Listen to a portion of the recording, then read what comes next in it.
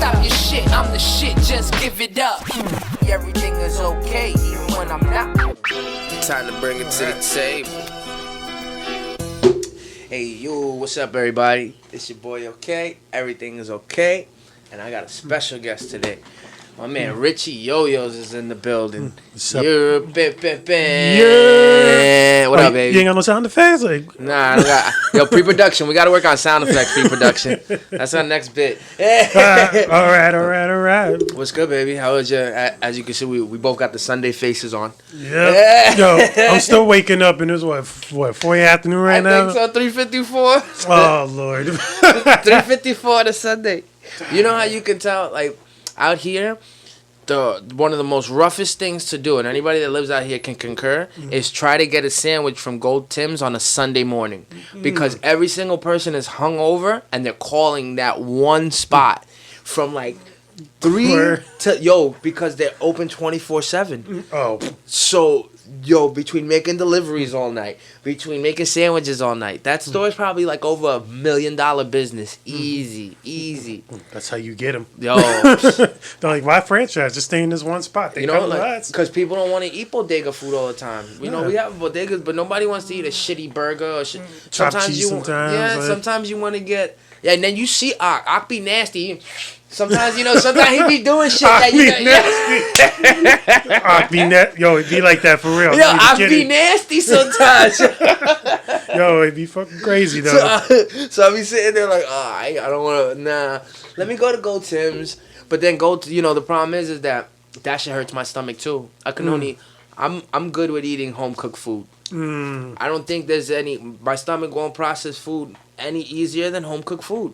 Outside food, I'd rather not eat. Yeah, it's better you just make it yourself. Why are you gonna waste money to pay somebody else to cook stuff that you can make in your house? Do you have an eating preference? Are you like vegan or vegetarian or? I don't discriminate. My mouth will take anything. Pause. like I'm all good. Like I try to eat, like maintain what I eat correctly.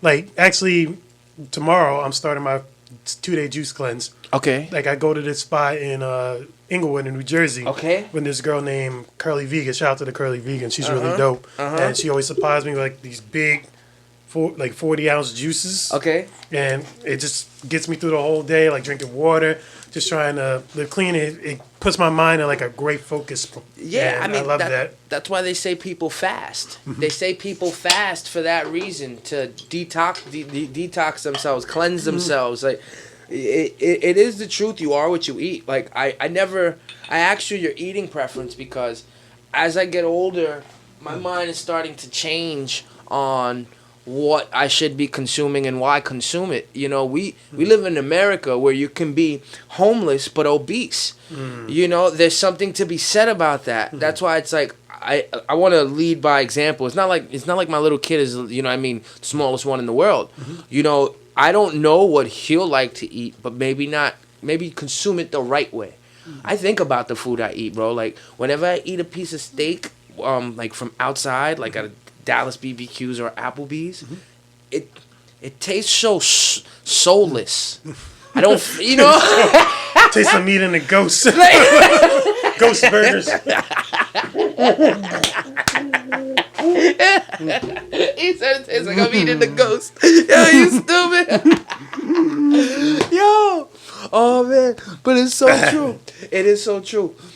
But that's why, like I said, like I try to think about what to eat, when to eat it, why I'm eating it. It's so, and I love food. I love food, but you just can't consume all the food everywhere. It's just you gotta moderate. Now. Yeah, you gotta moderate everything. Yeah. Cheers, my brother. Pleasure having you. Pleasure being here, man. Word, pleasure having you. It got me out the house. Like what? Yeah. I think that's how everybody's been feeling. I like I told you in the kitchen. I found myself being in a good creative space lately, and I don't know how because there's nothing to do. You usually get creative when you go out and like see things and you be around people and you experience and my life is so eventful, bro. I got all the experiences I need all right here sometimes. It's like, why do you go anywhere? I already got it. But I agree with you, man. 100%. Like for me, I mostly been just in my own bubble per se. But I've learned more just like doing things for myself and like finding my own type of adventures out there. Like even pre-COVID, I was like thinking about this. Like I don't want to constantly rely on like people to do things for me. Yep. I'd rather just do it myself. Yep. Like just experiment a little bit outside of like what I do with music and yo-yoing, and just have fun. You know, because there's more. It's like I feel like I have a higher purpose for myself than just spitting on the mic and doing yo-yo tricks for the rest of my life. So that's kind of mainly been my focus. Like I've been diving into photography, diving into like painting, diving into like just fashion choices as you can see. Just enjoying my life. Like I'm growing up. I'm not growing down. I gotta enjoy it while I'm still here because we can all go at any minute. That's a super bar right there. I'm growing up, not going any further down. And you don't have to be the best at everything that you try or do. A lot of people get discouraged right away because they don't only want instant gratification, but they're not the best at it. Like they just suck at it. And if it made you feel good doing it in that moment, then nothing else matters what place you came in. Yes, you know what I mean? I agree. Nothing else matters. Did you feel good? Yes. Do you feel good out? So Yes. fuck what happened. It's gonna happen. 'Tis his life. Because people see everything more monetary. They want to try to get some type of financial thing from it. It's like you're not doing it because you love it. You're doing it because it gets you money. You should want to do it because it's just something that makes you happy, something that you love doing. Something that if you love being a rapper, then be a rapper. If you love modeling, be a model. If you love fighting, be a boxer. But do it because you love it. Don't do it because you think, oh, I'm going to be the next Mike Tyson and get $1 million, or I'm going to be the biggest Jay-Z and be a billionaire. Like we don't know exactly what they did to get to like reach certain achievements in their lives. There's probably certain walls and barriers they had to go through that you will never walk through. You'll be afraid to do it. Exactly. So just try to be happy for yourself. Do things for you. Like I do this because I love it. You do this because you love it. Plain and simple. Yes. See? Like love what you're doing, and you never have to work a day in your life. Big cheers for that. Yep. Love what you're doing. You never got to work a day in your life. Andrew Schultz said it. He poured a lot of money into the studio pre-COVID, and he was doing it because he loved it. And everybody looked at him like he's crazy. Like, what are you investing money for? You know what I mean? I love it. And then COVID hit. Now he got his own studio. You know what I mean? Like I think that unfortunately there's a huge disconnect on how we teach like kids that do it because you love it. Because if my dad's a fucking star athlete, it's almost forced upon me to be bred that way. You know what I mean? I might not love it, but I wonder if LeBron James really loves basketball as much as he loves basketball, or was he just programmed to be a basketball player? Hence how he can't deal with these social issues with China and with what do I do? It's my financials. There's people dying because your financials have to be straight. He never learned how to deal with something like that because does he love the game or does he love what he gets from the game? Like the kid that becomes a police officer because his dad was. And now he's a corrupted cop. You know what I'm saying? Oh, Lord. And that's why I acknowledge all that. Like, you have to do things because you love it. If not, then there's no point. It's pointless. Like, I would say, like, bouncing off that idea, like, I look at, like, my father. Like, great job, great life. He has a 6-figure salary. He does, like... 6-figure salary. He has a 6-figure salary. Awesome. Has his own... Like, awesome. He has a house. Go pop. His cards. Go pop. Everything. And he looks at everything I do, especially since I've been doing this for, like, so long, like, about 6 years. Like, doing all these shows, like, meeting all these people, and, like, just being pretty much a socialite, meeting all the... Like, just leveling up with my music and leveling up with my art. Yep. And there have been times, like...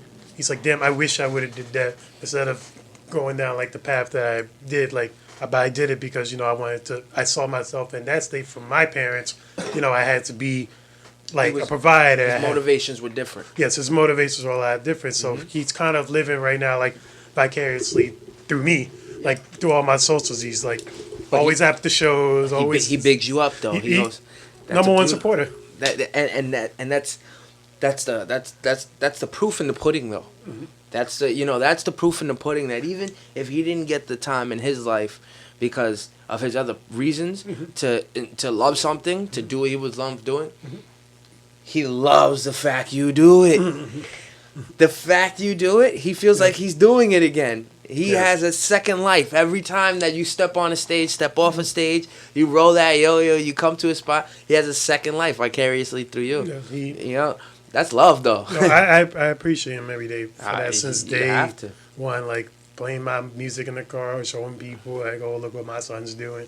Look at the video he just dropped. Look at this single that's not released 60 years old. Yep. 60 years old, and that man still got the wherewithal to go ahead and share his son and put his son up. You think about that. That like I said, that's truly amazing. We say that too, and I'm reminded. Happy birthday, Dad. Today's my dad's birthday. Happy birthday. Happy birthday, Pop. Happy birthday, Pop. I forgot that. Happy birthmas. I did text you this morning, but you know why? Because I wake up at 7 in the morning. My dad, his phone's always like over there when he sleeps. I know he leaves it in the kitchen. Even if I call you, you're not gonna see it. So just call me when you get up. That nigga didn't call me yet. It's alright, Dad. I love you. See, have you always been pushed to do what you love? That's how you were raised?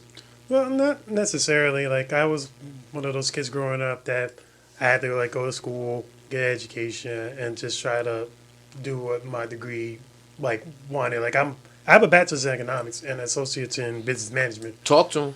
Yep. Like, I got it from Lehman and from hostels in the Bronx. Talk to him. And while I was in school, like, learning, like, economics and, like, human resource management, like, the more I just sat like through these classes, I just felt like I made the wrong choice. Like, the only reason I even wanted to do business was because my father had a business degree. Yeah, and I mean, but that's not bad. No, it's not bad. Like, I don't regret like education. Like, if you like, college does open you to a lot of things and interesting people and like learning, how like the world is through educational sense. But there's certain things that education, like you sitting in a class, like studying a book, that like learning financially for yourself is not going to teach you in until a you school get setting. there. Yeah. Until you get there, and somewhere along the line, I just got pretty much just bored and just wanted to do something new with my life. And you figured it out. You didn't love it. Yes, like I don't see like the rest of my life. Were you good at it? Oh yeah, you have his knack. You took your father's DNA. You have his knack. I have his math skills. Like, he's like, we are like on level 4 calculus.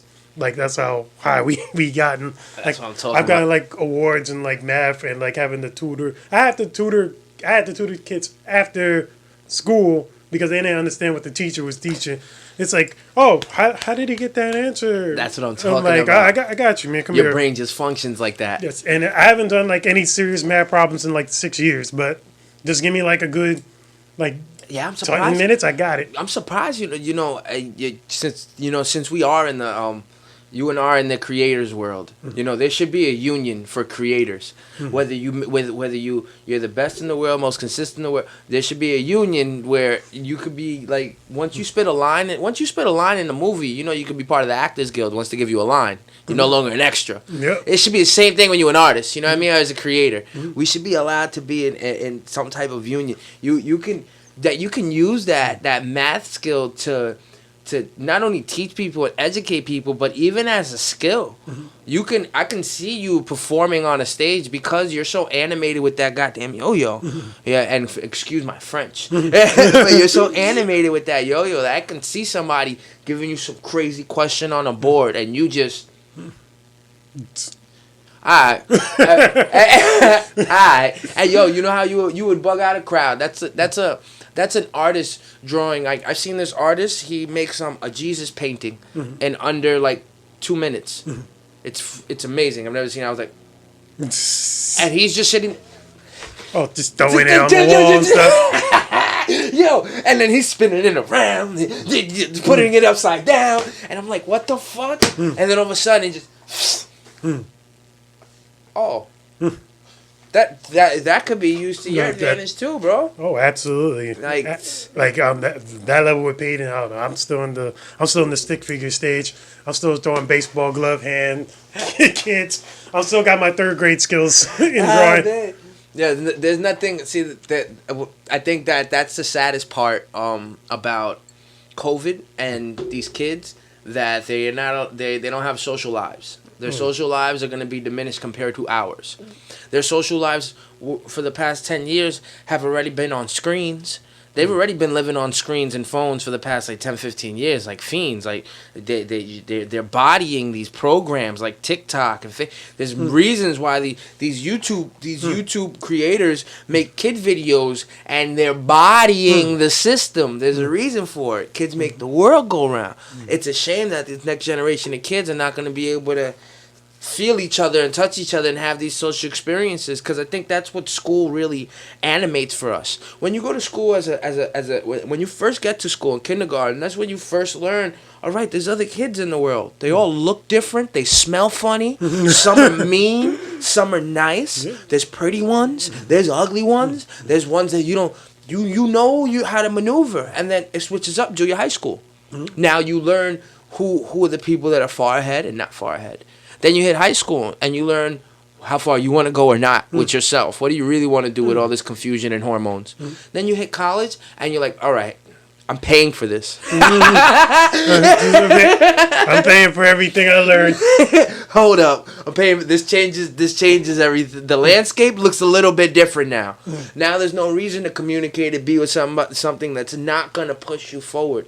It's still a social lesson learned that we fortunately got to experience. But this shit is like, it feels weird when somebody can say stay inside and you have to. Don't that shit feel, oh, yo, stay inside. Okay. I mean, I haven't been told that since my mom told me to stay inside. Like, don't come out. You stay inside. I'm like, okay. Like, but now it's like, America, stay inside. America, stay inside. Like, how crazy the world gotta be that the America itself, I gotta tell you, the government itself gotta be stay inside. And we still didn't have the all the way decency to do it. Nope. You know, I'm like up and down. I'm like me telling you to stop smoking cigarettes while I'm smoking one, because I don't always wear my mask. I'm an essential worker. I've been working through this shit. I've been in hospitals. I've been in CVS's. I've been in supermarkets. I've been in every place that you could probably get sick from. I've been there. If you buy soda and Flushing and Pepsi, I touched it. That's my germs on that bottle. You know what I'm saying? Like, I licked that bottle. I licked all the Starbucks Frappuccinos in the freezer. I love Starbucks Frappuccinos. Those shits are addicting. You want one? I got white chocolate, 13. I ain't gonna. I was kind of eyeing them. Well, after this, because I was thinking, I was gonna probably buy some. Because I buy them the 2 for $5, man. That's why I got them, because they're 2 for $5 on sale. When they go on sale, they're great. Like, I work for the company, but my point is that I'm out there with the shits. I don't know how to trust this thing. And then when you look at statistics, it's like half. 0.05% of people die that get it. It's like, but that 0.05 is like, that's like the condom busting. You dig? There's one person to slip up and it's like, oh fuck, oh you got it, man. You fucked up. How do you maneuver in this tide? How do you feel about it, COVID? How do you feel about this bullshit? Like, I just think there was like actual panic in the beginning, because it's like it was something foreign, it was something different, it was something that they say hasn't been seen in over 100 years. Yeah, like since the Spanish flu and then World War I. Yeah, new vagina's always different. I've never been here before. So this is 100 years later, some new vagina out of nowhere, and she ain't fucking around like what? She ain't fucking around this time. She's killing 200,000 people already. She will cut your dick off. You cut your dick off and your life. Cut your lights out. Shit, and so many of my family members, like especially through this thing, has been a little bit hard to, like, in the beginning, like, where do we go? Like, how we gonna get food? Grab all the toilet paper and let's make a toilet paper for it. You heard the theory. You heard the theory on why toilet paper moved, right? So the theory on why toilet paper was one of the first things to be moving is because it takes up a lot of space in stores. So the faster you get it out, the faster you can put other things on those shelves. That was one of the theories on why it blew out so quick. Because you really think about it, man. who's wiping their ass this much? Like, what? You can, like, I take a shower every time I shit, damn near. Pretty much. Like, I don't want to walk around with no fucking shit on my ass for no reason. It's like, come on, what the fuck? Oh my god, people are so out of whack nowadays. Like, I think it's gonna be so weird when we start to get shows back. When we really start to get shows back. I mean, they're slowly, like, I noticed in the past month they're starting to kind of have them. But are people, mask is mandatory. Yes. But are they social distancing in there? No, right? They're still like sardines with mask on. Oh, sitting together, talking to each other, high fives, sharing drinks, blunts, everything. So it's like, and then, you know, and all it takes is one person to get sick in your building, and then they're having release forms in a lot of places now. Yeah, when you come to a place now, they make you sign it because they want to know if anybody gets sick in their establishment. They got to call you and say, "Yo, listen, somebody got sick here. You have to." If a company don't do that, then they have an insurance problem for allowing people to go in because we're still supposed to be social distancing. Technically, yes. But I think they should do. I think we should just do more shit outside. I think they should take away. I think they should take away the fact you need park permits or charge less, and we should just start doing shows outside while we still have this month of okay weather. Yeah, because next month is gonna be, oh god. You see how this winter came? Yeah, it came like what, last week? Last night. Like you need a sweater and it's like August 31st or something. Like, yo, it's that shit came last night. Kind of brick going right now, like because usually it's supposed to come like in November. But now it's going to, watch, there's going to be days where it's going to be like normal weather. And then 85, 90 out of nowhere, right? 85, 95, and then all of a sudden the next day it's going to be like 40, 50 for no reason. What's your type of weather? I'm a winter baby, actually. When were you born? March 6th. Oh, I'm February 13th. Oh, okay. Aquarius. Yeah. Yeah. You know how like, I love it when it's cold because I don't know, if it's like for me personally, I like layering. Like, I like going to sleep knowing I got, like, 3 blankets on me. I'm the same way, even in the summertime. People are like, how do you sleep with a blanket? I sleep with a blanket all summer, too. It'll be almost hitting 100, and I'll be, like, around with that blanket. Just turn my AC on, just to make sure I don't fucking, like, melt to death. Yep. Just have some balance in my room. Like, okay, just get super cold, and then super high in my room. Yep. And have a blanket around me. Yep. I'm the same way. Like, I see, in the summertime, I think about it, like, when you're hot, you can't really do anything to get cool, right? Like, the most you could get down to is your underwear. Yep. But when you're hot, you're hot. Yes. When it's hot, you can't fight heat. When it's cold, though. Yes. Yep. Oh, wait. They got hand warmers and pocket warmers? And I got a charger. I got a USB charger that's a hand warmer. My coat has a built-in, like, system to keep myself warm. See, now that's upgrade. It's like a heated coat. And what's funny you should mention this, because I had a heated discussion with my friend about, like, what would you rather be? You rather be hot or you rather be cold? Okay. I told him I'd rather be cold. And he was very adamant. It's like, it's easier to fight off cold than it's easier to fight off heat. Yeah. And he's like, no, it's not. It's like, you can just turn the fan on. It's like, what if you don't got a fan? Yep. What if you don't got AC? It's like, oh, you can just go to the pool. It's like, what if you can't go to the pool? It's COVID out there. You want to be in the pool with a bunch of COVID motherfuckers? No. And it was just going back and forth to a point where he kind of gets it, but he's like, I still want to be hot. I'm like, no, you stupid, Look, you see the way even the way we consume heat and consume cold. Think about this. There's people that athletes, after their games, they take ice baths with real ice cubes in the bath, right?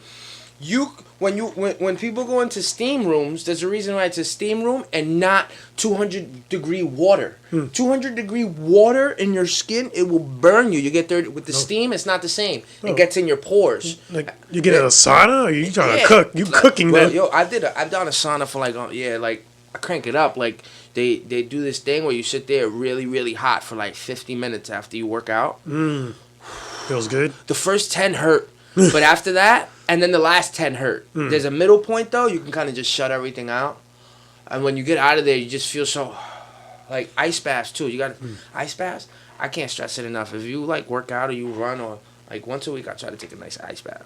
Just really, really ice cold water. Just.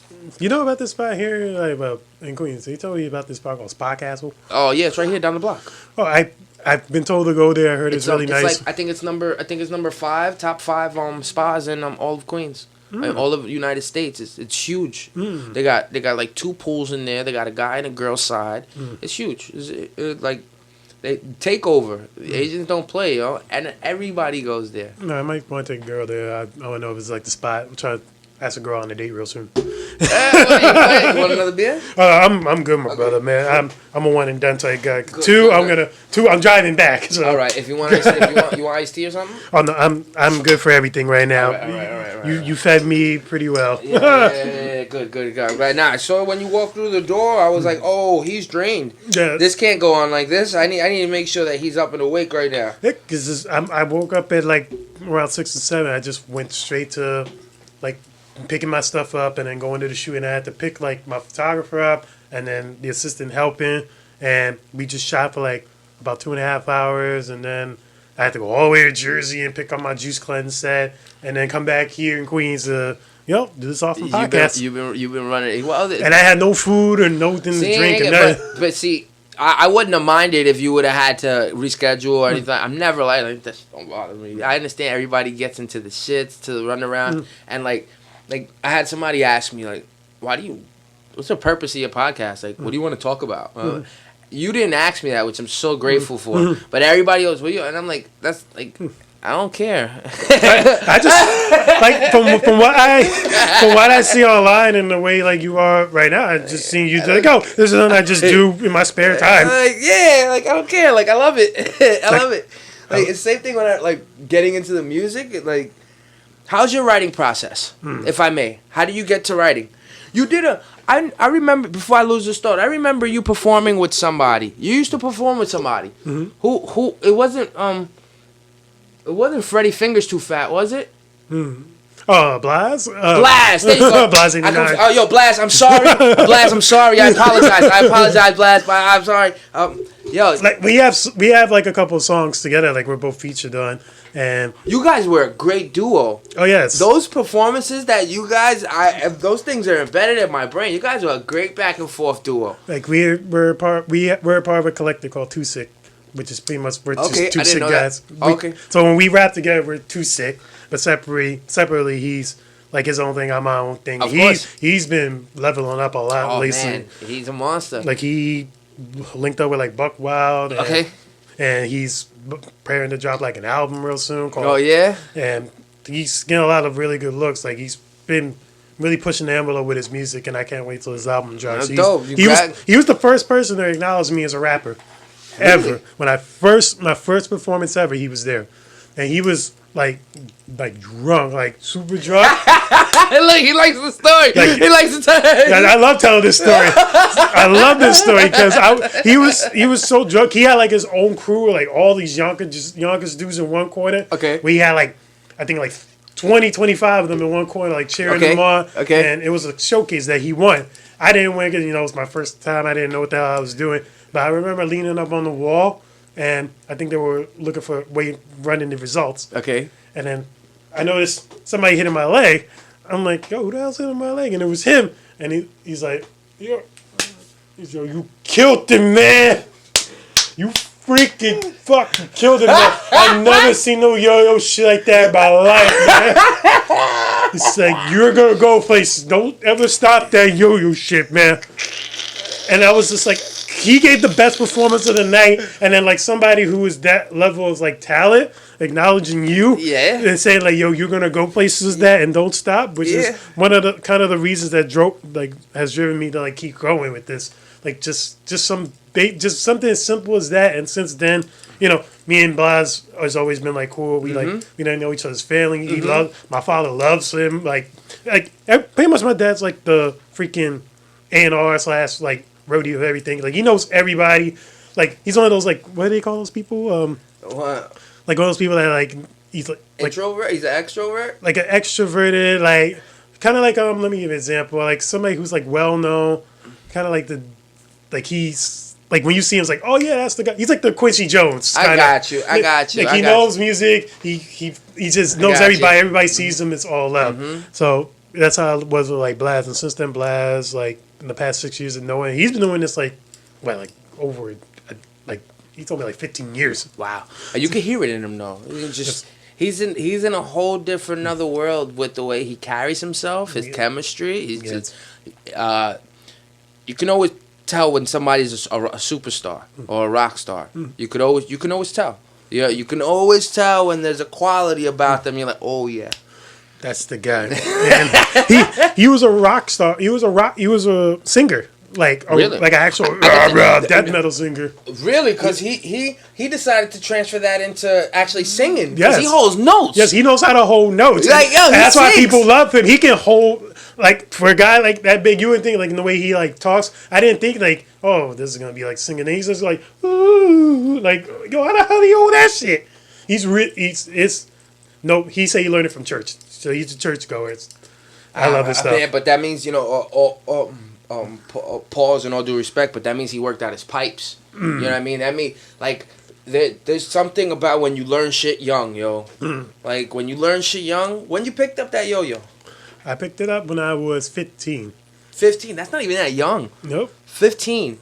And you just, it worked? Why? It was kind of like on and off. Like, I would yo-yo sometimes, like, in school. And it was kind of like a way to do a lot of BS that I was dealing with, like, in high school, because I was like that target kid that got bullied, that target kid that yeah. So it was kind of like how sure I would think that you would be. I thought with your I would think stereotypically with your father having money, that you would be you would have yourself at a higher. Maybe you'd be a snobby kid.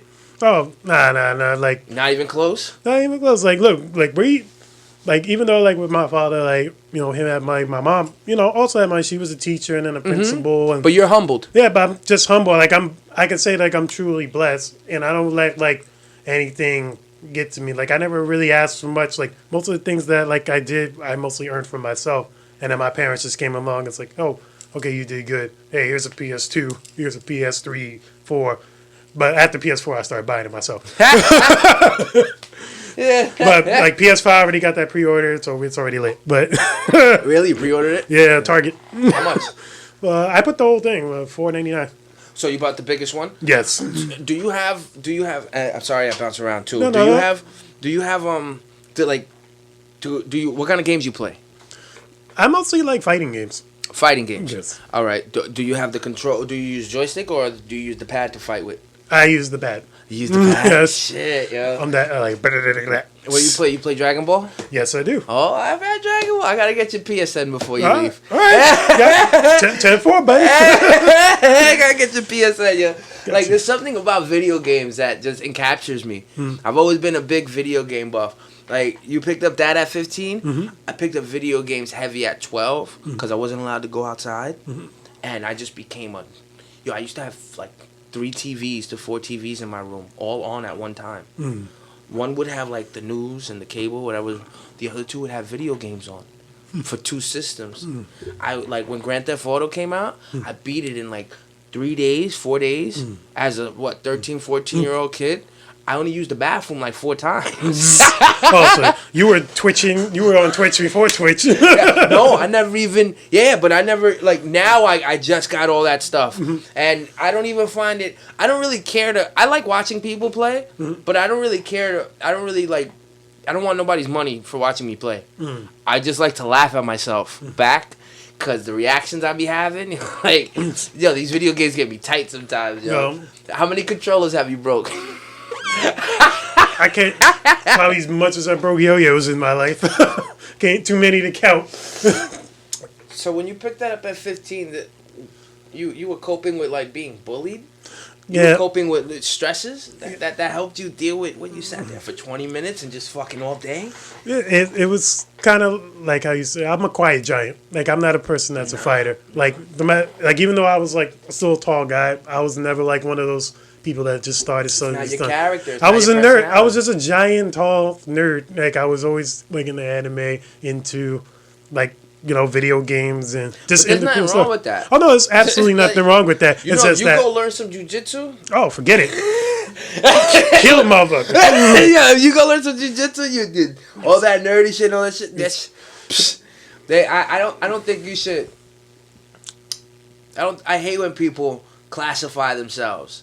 Like, I feel like if you classify yourself, you leave it for everybody. You're classifying yourself due to everybody else, right? Mm-hmm. Not to yourself. It's like you never like, well, who are you? You? Don't let other people label who you really are. Yep.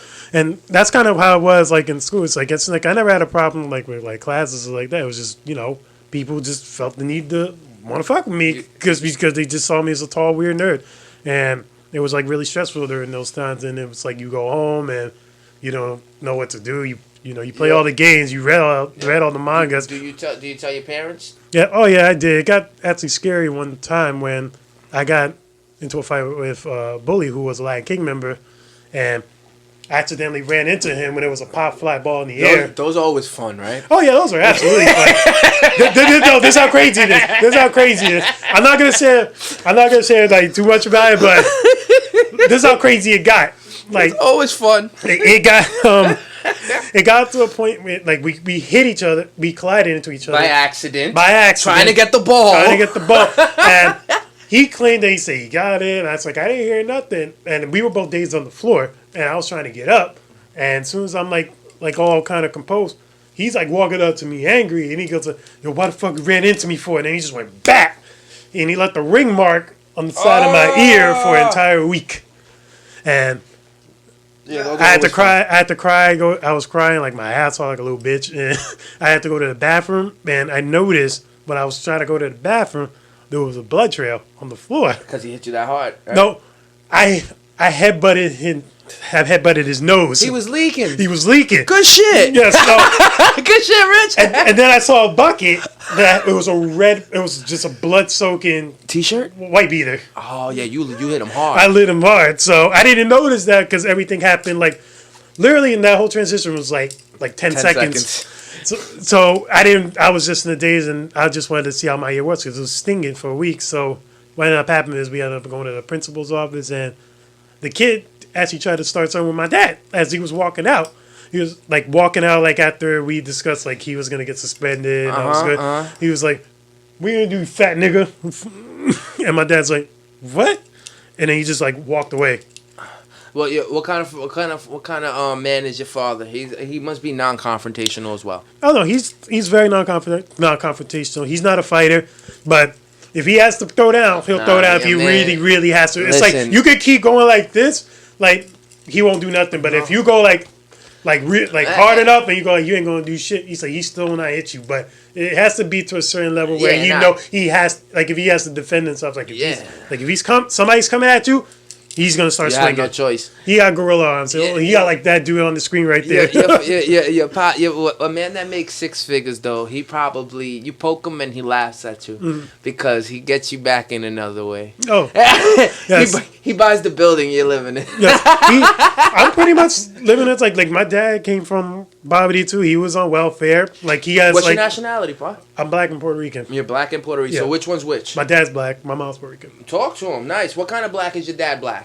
Because and no disrespect, but because I know I have to clarify this, I'm learning more in depth. Like I've always known there was like West Indian, you got Caribbean, like even Puerto Rican. Considerably, I'm a Caribbean person as a Puerto Rican considerably because where I'm at, I'm an island. So it's like, and then you have black African Americans from Africa. They're not even their country because think about it.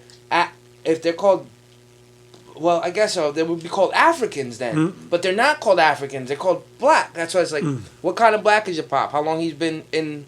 His whole family's been in the United States? Yep, since generations. Grandma dealt with slavery and all that. Yes, my grandmother is now 97, and still alive. Fucking bless, bless her. My great grandma just died at 98. Last year. They marked her as a COVID death, but she died in her sleep. They try to mark like weird stuff. Nah, she died in her sleep in her house. Yeah. She was home. She wasn't even in the hospital. But like 98, that's like really, really long time. 97 is fucking... How is she? She's good? Yeah, she's good. She's in a nursing home, like literally like 5-minute walk from my house. So we can see her from time to time. But right now, because it's kind of crazy. We FaceTime and shit. Yeah, we've been FaceTime each other. I FaceTimed her 2 days ago. Nope, still doing well, still kicking everything. That's awesome. Just, still living her best life. She's actually in a much better space than, because she pretty much she's from the Carolinas, I think North Carolina. Okay. And oh yeah, so you're from this down south? Your father's from down south? no, my father was born and raised here, but he has the family. He has brothers and sisters that were born in Carolina too. So he has like half of his siblings were in Carolina, North Carolina, and then the other half were here in New York. So it's kind of cool when you meet like, because they all live here now in New York. So when you got like your New York aunt and then your North Carolina aunt, and like the dialect is just so funny and cool. So it's like I got country bumpkin niece, like country bumpkin uncles and like cousins from there, and then like my New York hood straight from Harlem cousins. Of course, it's a big family. I'm like there's like 212 cousins in the whole tree. That's beautiful because that shows your roots. I in a certain way, not that I'm jealous or envious, but it sucks that that people don't get acknowledged for how long their roots go deep into this country. Me, I'm second generation American Puerto Rican here. So my mom is also American Puerto Rican from here, but my grandma's from the country. My great grandma's from the country. If considerably thinking, I've only been here for maybe like my family's only been here for like. If my mom's like 40 something and I'm 30 something, 70, 80 years, a generation, because the generation can last almost 100. So let's just say you've been here a lot longer than that. Your roots go a lot deeper into this country. Yeah. It's a shame that that people don't have rights to that. When you've been at a job for fucking 15, 20, 30, 40 years, you got seniority. You should have seniority for being an American for so long. Like, I think that's how you honor Americans. Because they'll go ahead and give tax exemptions to Asians that are immigrants, right? They'll go ahead and give loans to immigrant students that want to come over here and learn, right? Right? They'll do that. But the people that live here, that maybe my grandfather built the railroad, right? Maybe he built the railroad, a lot of money, say six figures, But I'm a fuck up. Say you turn out to be a fuck up. And now the generation after, they shouldn't have to suffer because of your fuck up if you already had a line of success in this country. People don't honor things like that. That's why the levels are shameful. How you think this back and forth is gonna go between Sleepy Joe and Trump? Sleepy Joe. That's Sleepy Joe Biden. What you mean? Like the way I see it, excuse me. Oh shit. Now you making me laugh too. Oh shit. Changing like the settings in the room now. Yeah, I got look, it turned red. I gotta make sure. No. If you want me to open the window? No, I'm good. You in good homeostasis? Yes, I'm a good homeostasis right now. All right, so what do you think, Sleepy Joe or Trump the whore? Well, as you can see in Trump's record, like it's very he don't really lose debates. Yeah, he knows how to. He's a very great shit talker. That's as best I can say. Yo, bro, it's great being from New York. Yeah. As a New Yorker, you go up against Joe Biden's from Delaware, and he's 78. He's 78, and I don't think he's doing the same drugs as Trump. Trump's getting Hitler drugs. He's getting Epstein off the island drugs. Trump is getting. Yo, Hitler's probably still decaying somewhere, right? And they're probably taking pieces of Hitler and injecting it into Trump. Hey, yo, smoke this shit like how high? It's called the Hitler. You're gonna be writing Mein Kampf after this. Yo, bro, he's just gonna approach the opponent. Just wait a couple more minutes, because if I don't talk, he'll go to sleep. Just some savage shit for no reason. For no fucking reason. That's how much of an asshole he is. He don't give a fuck. Trump's gonna kill it.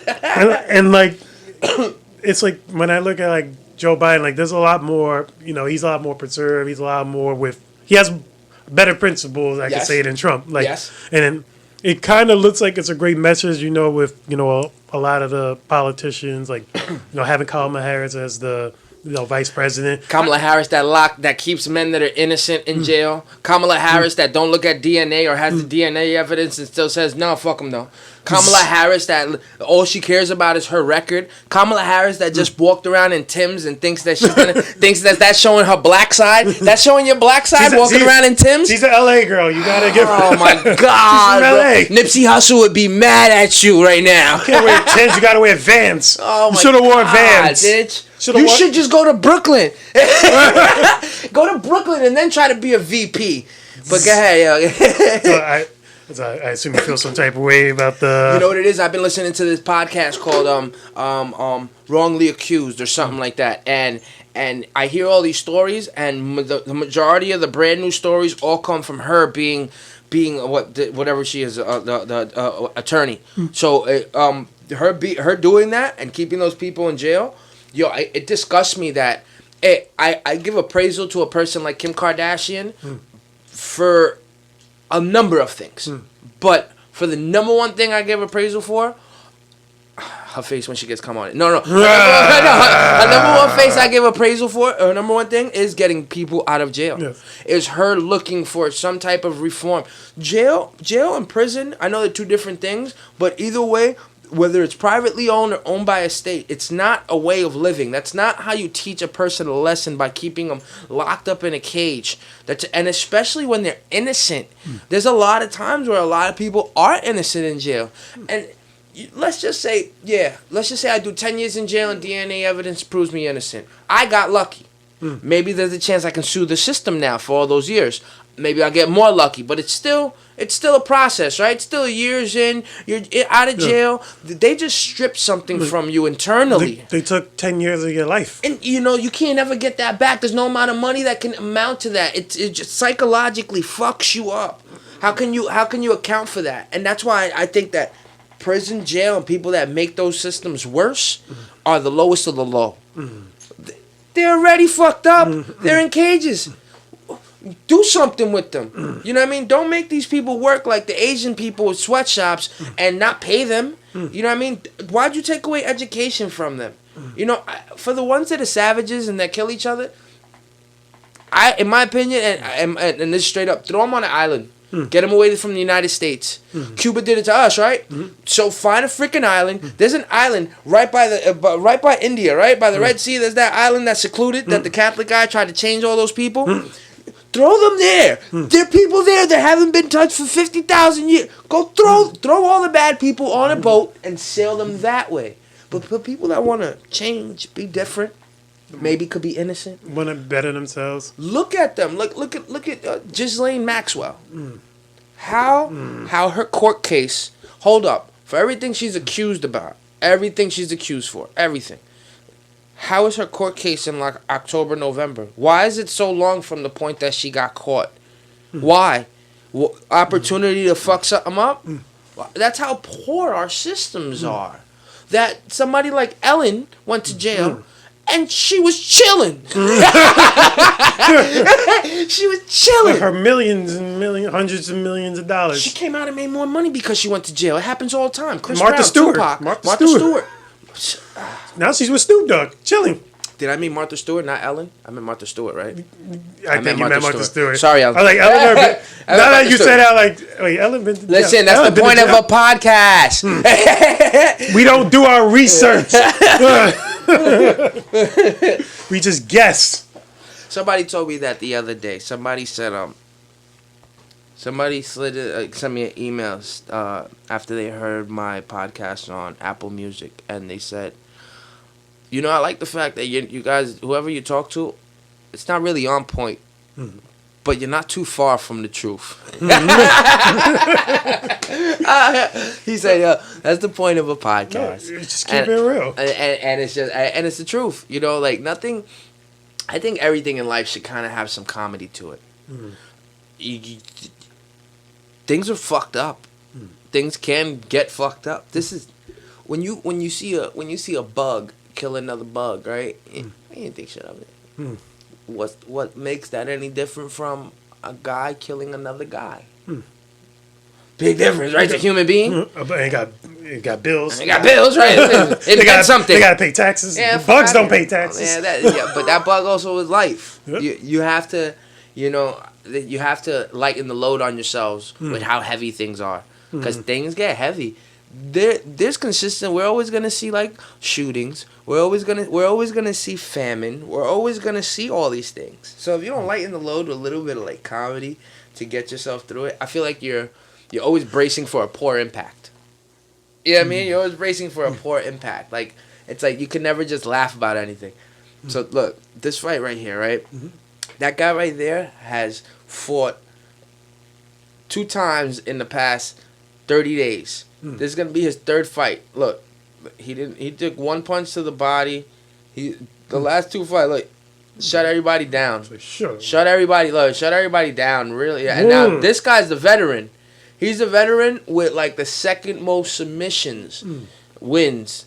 Gerald Mears. Yeah, Meerschaert, whatever. And what this guy does right here to the other guy, like they were talking shit. He was like, yo.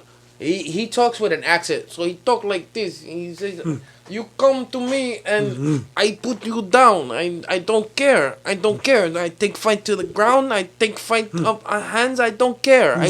I watch Mike Tyson. You know, beat me." Yeah. So that's this nigga. Like that's the way he is. The other dude is an American. He's like, "Yo, listen, I'm gonna choke you out.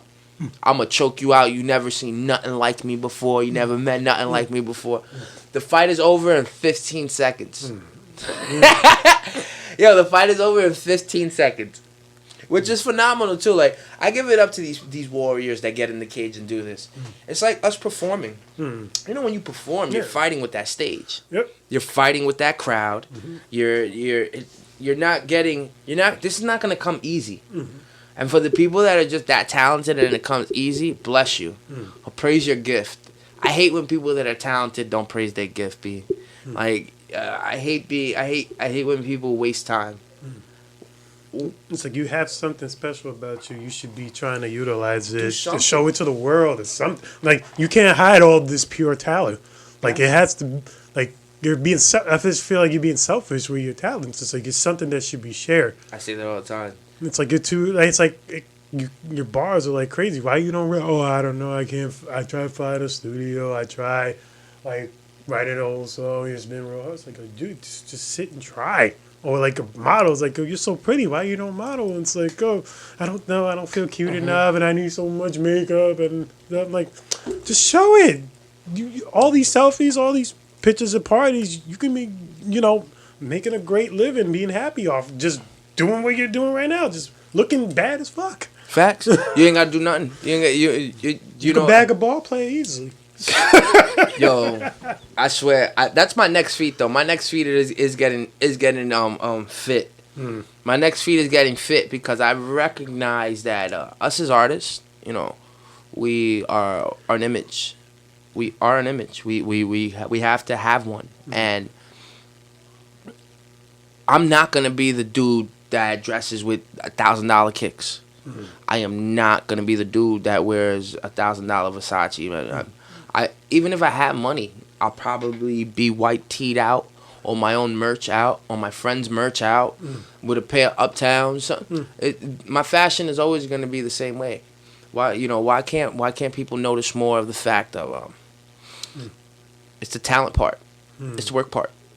Like what you perfect on that stage. What you embody on that stage, what you leave them with, you're only gonna get that from practicing and going to the gym and working out and every day looking. They gotta be something for you to look at. Like they want to look at you. You got a talent. You a big person. You're a big person, and you swing a yo-yo. All eyes on you, G. Yep. You don't have. You don't have to. Me, I'm an artist. I'm a rapper. There ain't nothing any different that I'm doing that anybody else ain't doing. You can. How did you figure out how to rap with the yo-yo? Well, at first I was trying to see if I could rap and yo-yo at the same time. Because that whole like to do a whole song and then do a whole set, it's hard. Oh yeah, like as you just mentioned, it takes a lot of rehearsals, a lot of trial and error. You do one showcase and you say, hey, can I rap and yo-yo at the same time? Okay, wasn't feeling that. Set up the next showcase, set up another rehearsal. Like, hey, let me see if I can rap, then yo-yo, and see if that works. Okay, there, that's kind of working. Oh, hey, let me switch it. Let me do yo-yo and then rap it. So it's a lot of trial and error. Like, see if people love it, what gets the most engagement, what are people going to come up, what are you going to do to, like, wow the audience?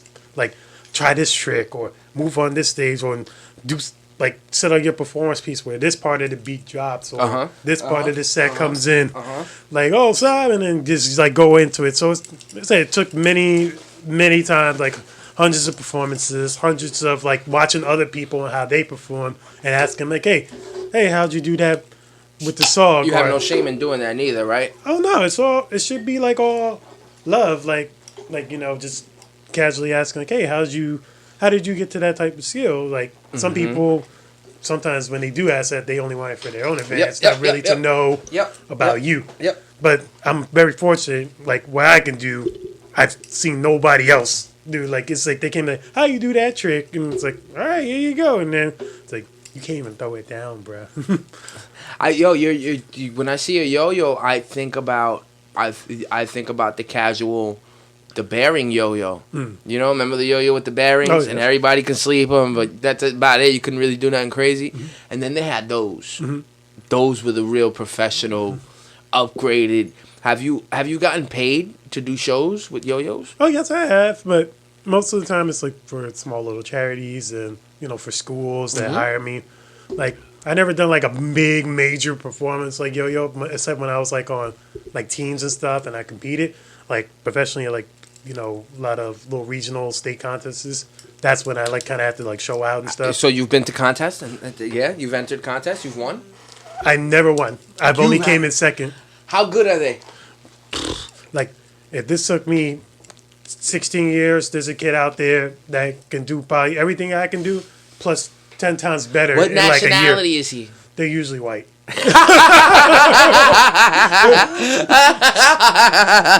These white suburban kids in the flood. There's like 2 professional yo-yos that live up in like upstate New York that are like the top 2 yo-yos on earth. Okay. They're like really, really, really like one of them is like second in the world titles, world championship, and then the other one's like knocks out every state championship and every regional championship on earth. And they're just like very humble, cool, like little white kids. They're like, some of them are like 19, 20 years old and just like living their lives, like going to school and then just doing yo-yo tricks and then, you know, post where they are, like in school, like in their dorms, doing tricks and stuff. And it's amazing, you know, just to watch like how, especially for me, like when yo-yo went, like I took it seriously to where it is now, just to see how far it's gone, like with tricks and the way yo-yos are made.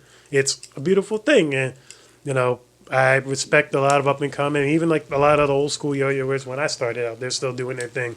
Can you add to that community in any way? How do you add to that community? Like, who is there a Discord for you guys? Yo, there should be a Discord for you guys, bro. There definitely should. But how I personally contribute is like with my performance with yo-yos and rapping. That's something that I've never seen that before. Nobody has, though. It's kind of like a branching of the hip-hop community with the yo-yo community, and I kind of want to be like that in-between branch that brings them both together.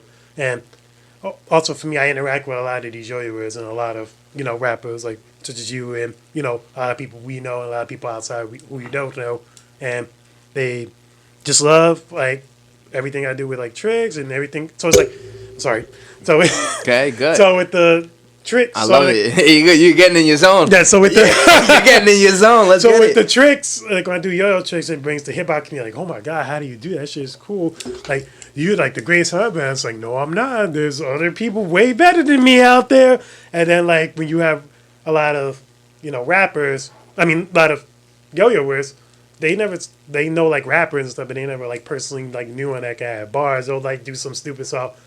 I'll be at, like, yo-yo meets, just, like, spinning, like, some small bars and stuff. Yo, how you learn that, man? Yo, that's just fine. It's, like, it's dope. It's like, yo, there's other people out there, too, that are better than me at rapping, maybe. Yep. Maybe you'll like their music. Hey, check them out on, like, iTunes, Spotify. So, just to be, like, that kind of, like, that catalyst bringing both yo-yos and hip-hop together is just really, that you're the leader for it. Yes. I guess you would be the first. You know, you're gonna inspire that kid that plays with yo-yos and loves rap and wants to know how to do this. I can honestly see you.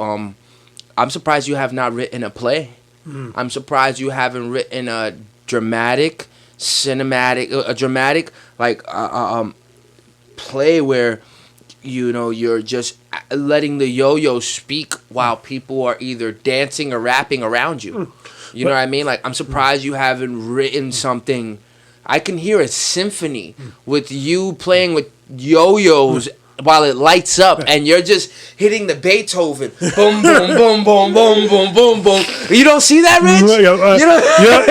Look, everything that you're saying is stuff that I've literally thought of most of my life. Like, I want it to be like the Eminem mixed with Cirque du Soleil. Yeah. Like, I always wanted my own Cirque du Soleil show that was kind of like what everything you're just saying. Like, just to do like some big collaboration. Yes. It's just like all these yo-yoers and jugglers from like, around you need the a rapper, world. sign me up. Yes.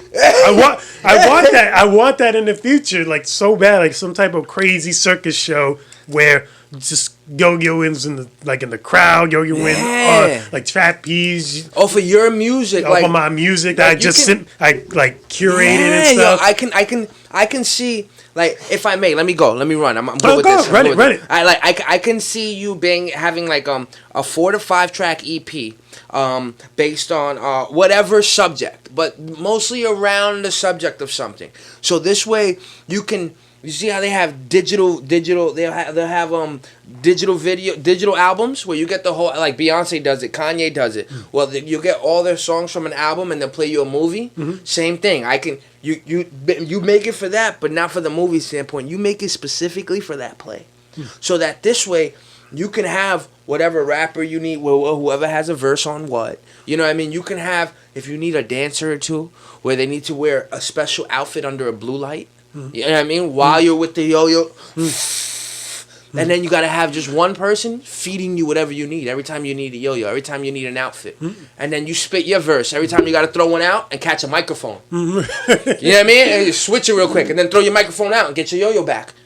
Yo, your skill and your dynamic. I gotta hire you as a playwright for it. Yo. Just so I can act 1, act 2. Yo, I'm telling you, because your skill with a yo-yo is unmatched. I'm yet to see somebody handle themselves while they're rapping. I didn't meet you just yo-yoing on the street. I met you while you rapped. And that's why you stopped. You stopped everything in the building. Because as a casual person, a fan or a rapper, now I'm like, motherfucker. Like, you're the reason why when I perform, like, I got a song called Hands on My Strap. Whenever I perform that song, I have to bring a microphone with me in a shoebox. You understand? Because the strap is actually my mic. So, and the hook is I pull it out of the box and then I grab it.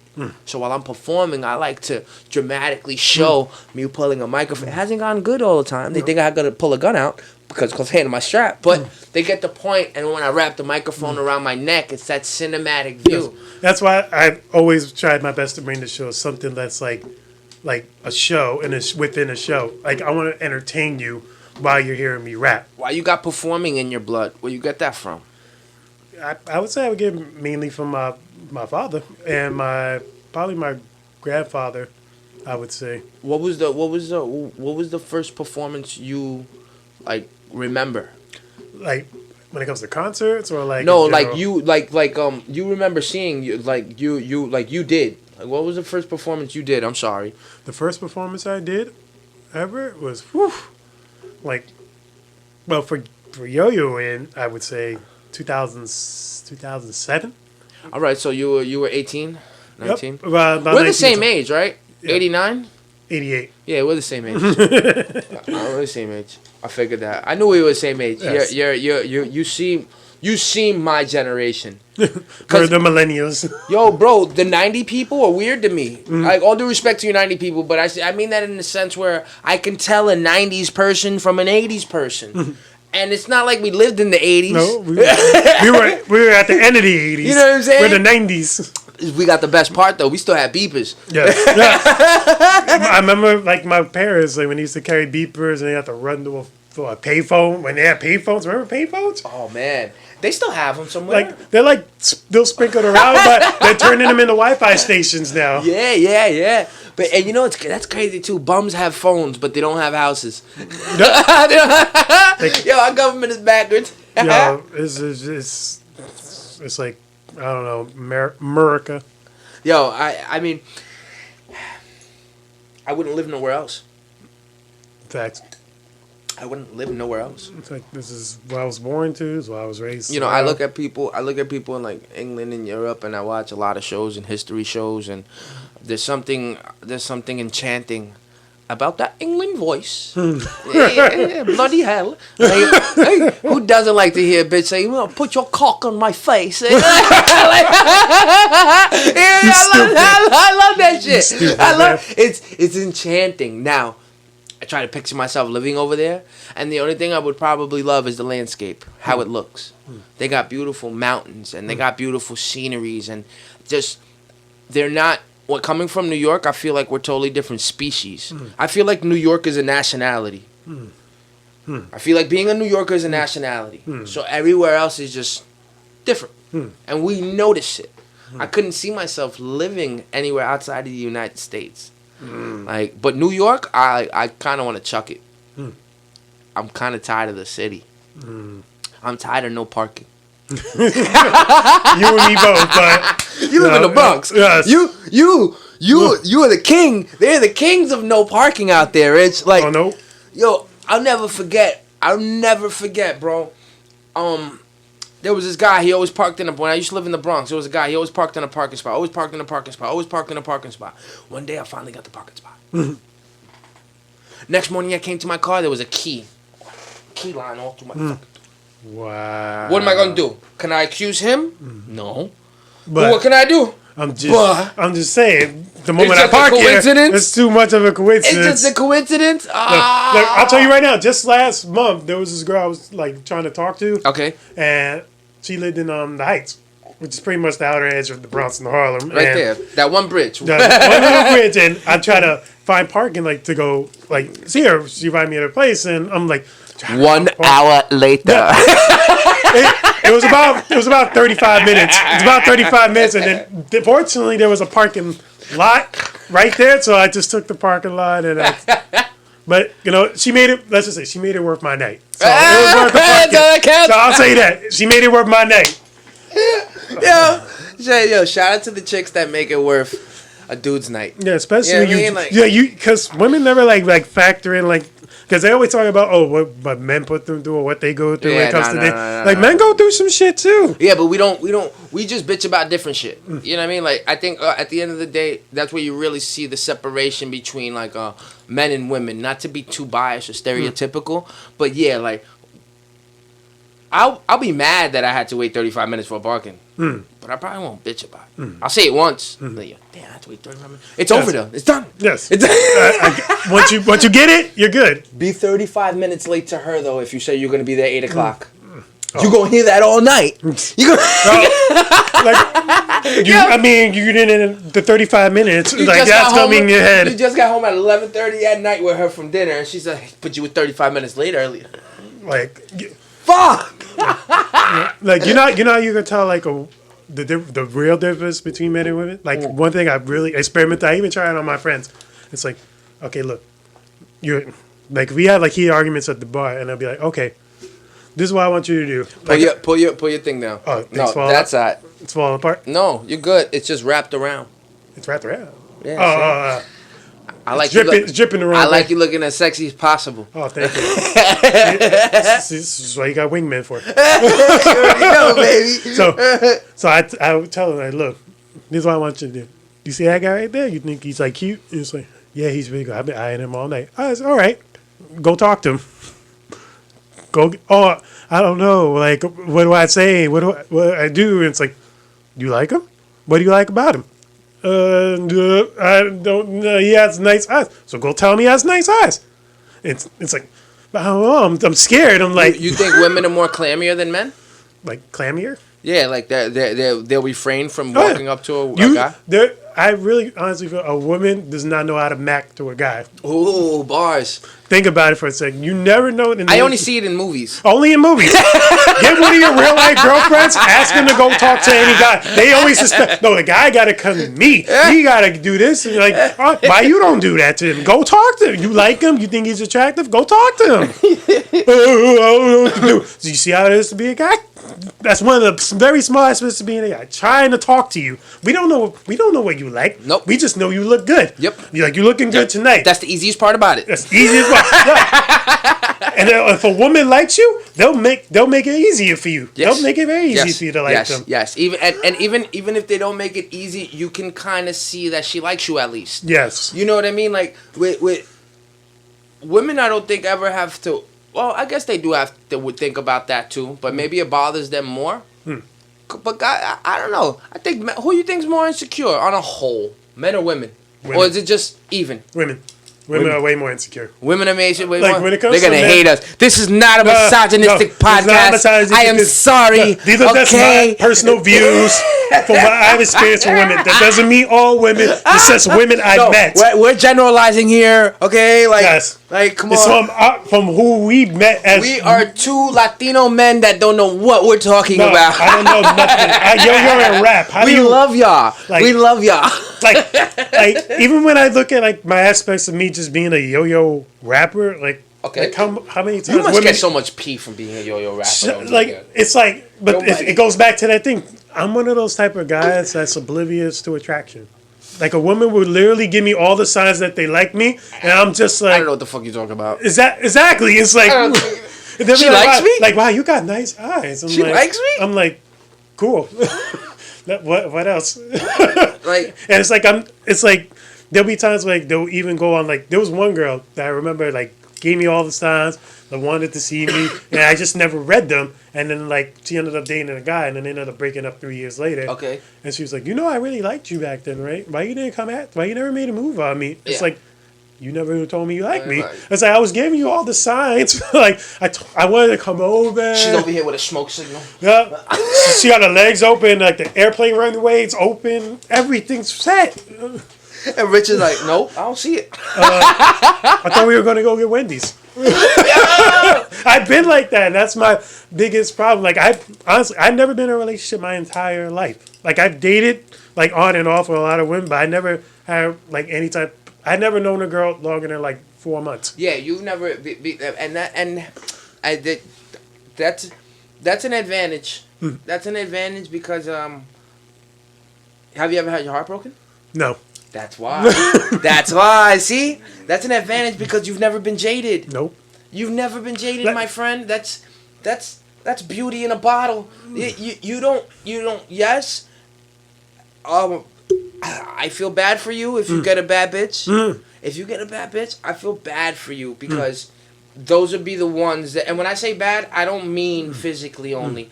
I mean to you. Yes. To you, she's the most attractive. Whatever she does, she's for everything to me.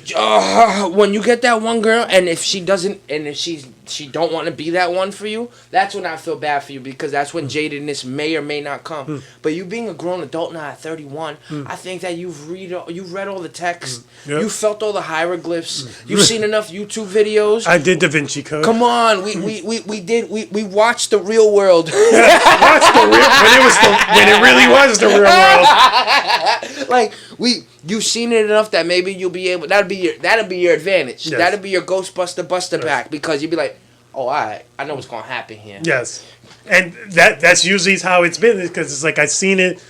Like okay, I seen the story. I seen where this road goes to. Let me fucking make a broken U-turn. Get the fuck out of here. Yep. Like, and don't get me wrong. It's not for a lack of trying. Like I try. No, it's not. Like I try. Like with some women. Like okay, maybe it's just me. Just being in my own head.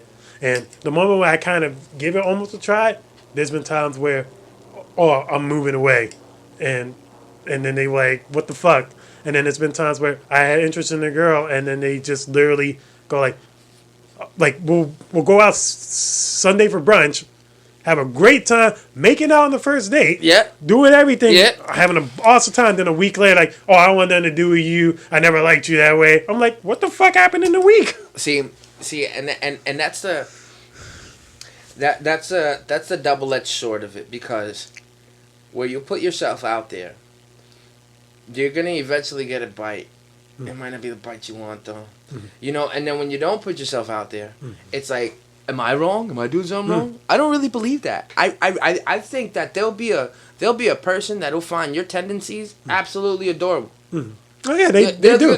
They're gonna find your tendencies, your not knowingness, but you're so bright. Yep. Like, you're such a brilliant person. But over here, I don't know what the fuck you're talking about. Right. to bounce off that, remember with the parking situation? Okay. It was to see that girl. She gave me on the first time.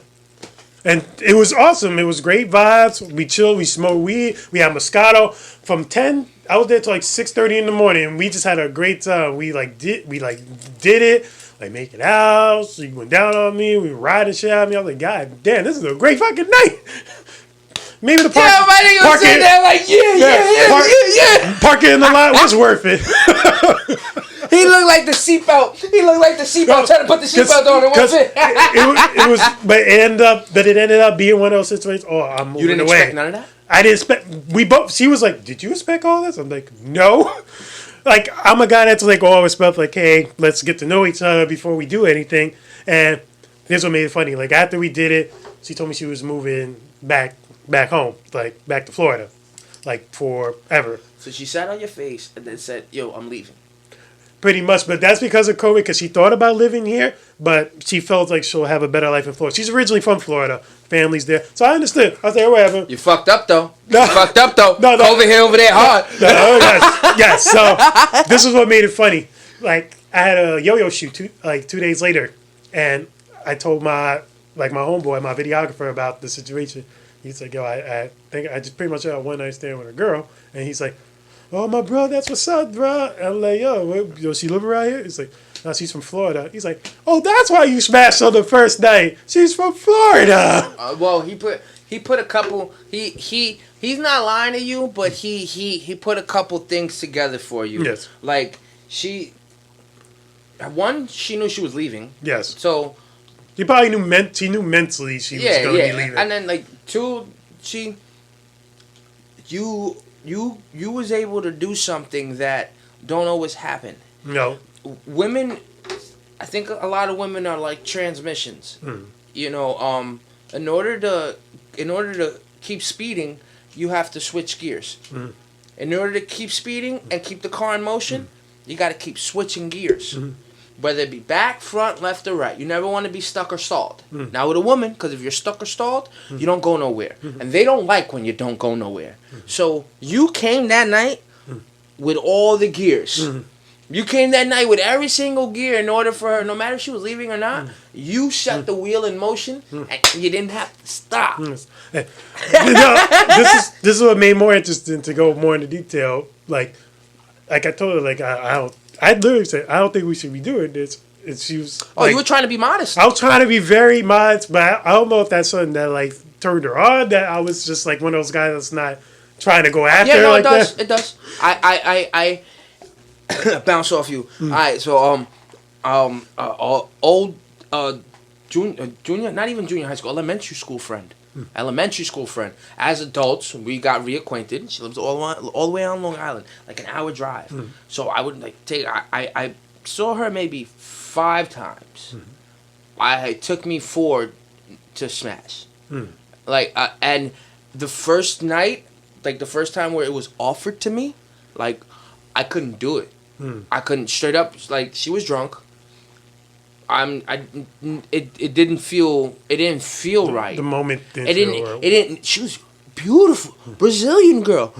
Like, oh my God, nice, beautiful eyes, beautiful, works out, fucking. It's like 2-3 in the morning. I'm in my car, and I'm in Long Island right now.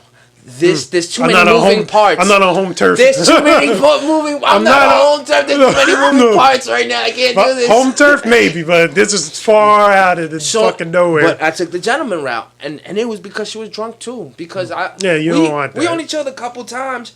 If you're that type of person, I don't judge you. You No. know why? Because most people are like that. If you put an attractive person in front of them and them and that attractive person are catching some vibes, it's gonna go somewhere. And if you keep flirting with fire and you keep trying, they're just dope. They're just nice. They're just dope. They're just nice. You're playing with fire, especially when you put alcohol there. Me and her was single at the time. We had no barriers, no reason not to be chilling. No, there was no reason not to have sex. So it's like, if it's offered to me as a man or a person, I'm probably stupid for turning it down, drunk or not. We both know what condition we're in. But I just chose not to because it didn't feel like I'd be doing I wouldn't be doing the pussy the honor if I didn't meet it when it was ready to be met. You feel me? The woman was trying to offer me this for her own pleasures. I take vagina as something very sacred. You treat that shit like it's like the fifth element, you know, the stones? That shit's one of the that's the fifth element, B. That's the shit that all the stones come into. Like, that's how I treat it. That's when you treat it like that, you look at it differently. You just don't always take it when it's given. You don't just I would have took some head though. I'd have took some head all day. All day. All day. I don't care. I'll go get head. Go ahead. Go ahead. When it comes to JJ, I'm not. Nah, it's special to me. It's special. When a woman is giving it to me, I have to weigh out the reasons why and think about how special it is to me. And I couldn't do it the first or second night. When it was offered to me, like 6, 7 in the afternoon, awesome. And you know what's crazy? Just like you, my brother. Just like you. Right after that. Never again. Never. Have a good night. I love you. It was great. It was great. Awesome. Yo, this shit was awesome. And you know what? Now that I think back on it, I know why she never called me. I wasn't prepared to have sex with her that day. So I probably premature ejaculated. Stupid. Because I think about it, I'm like, I don't remember how long we was having. Damn, yeah, I probably fucked up. Sometimes you go there with a full gun cock when you didn't have to shoot any enemies. And then I was like, just let off and somebody dies. And you're fucked. It was for her. I was gonna kill her. Oh man, great time zone. You know,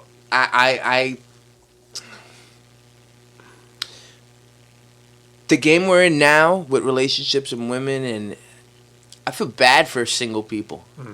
I feel bad for people that are like, not that I feel bad for them and be single, do what you as you please.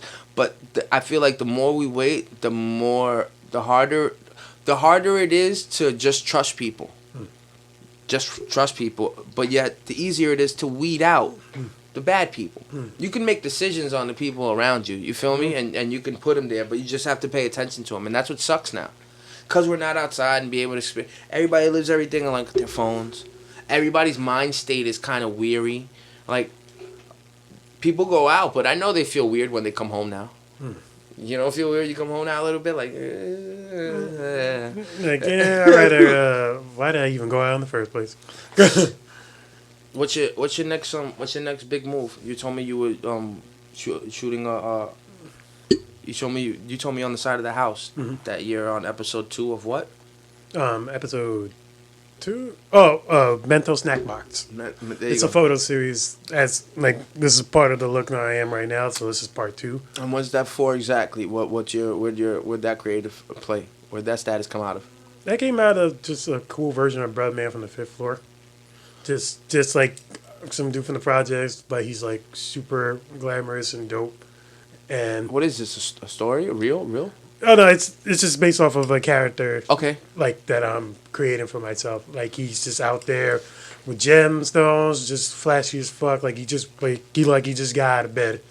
Like the way I'm like I got a Komodo on with a do-rag and fucking these are girl glasses that I thought were fire as fuck. And a girl this morning like put this all over my face. Yeah, you know you have a. I love it. I love it. Like I put a wig on. And I call myself Rebecca. It's my dead sister's wig. So it just raises a whole bunch of controversy when I put it on. But you're so comfortable with being you that I think that's what truly stands out about your shit, B. Mm. Like, you're too comfortable for people. People are just like... It scares people a little bit. I noticed that too. It's like, yo, okay, why is this motherfucker dressing like this? Why is he like yo-yo? Why is he on the stage doing show like the way he performs and the way he talks to me like this? Like they always think I have like an ulterior motive. But, Yep. It's like no, I just want to know who you are. I just want to be chilling, having a good time. Like I'm comfortable with myself that I could be outside like this. Mm-hmm. Why aren't you? Mm-hmm. I got put in my place. Because there you go. I got put in my place because one day I'm on live, right? And I used to follow. The girl's name eludes me. It's not on purpose, but I used to follow this girl.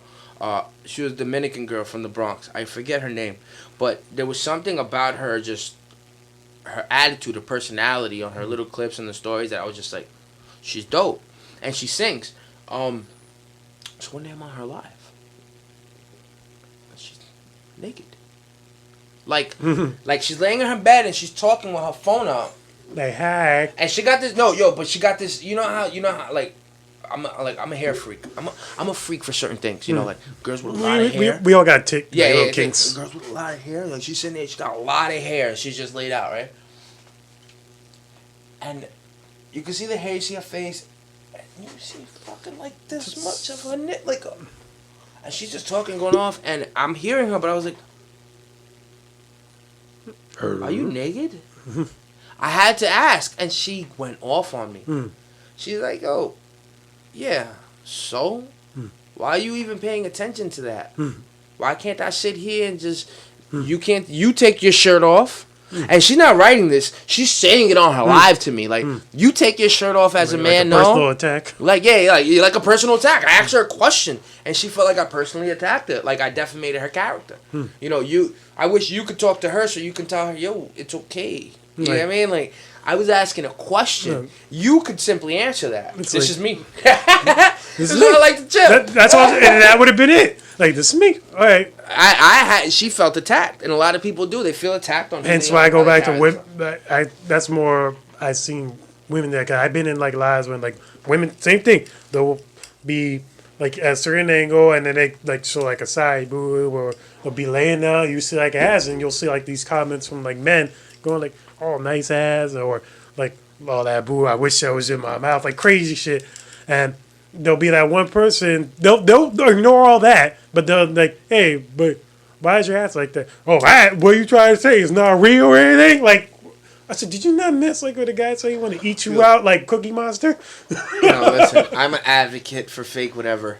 I don't care. Like, I don't care. Look beautiful. If it's fake or real, let's look beautiful, bro. Like, just look beautiful. Like, be yourself. If you a fat chick or a fat dude.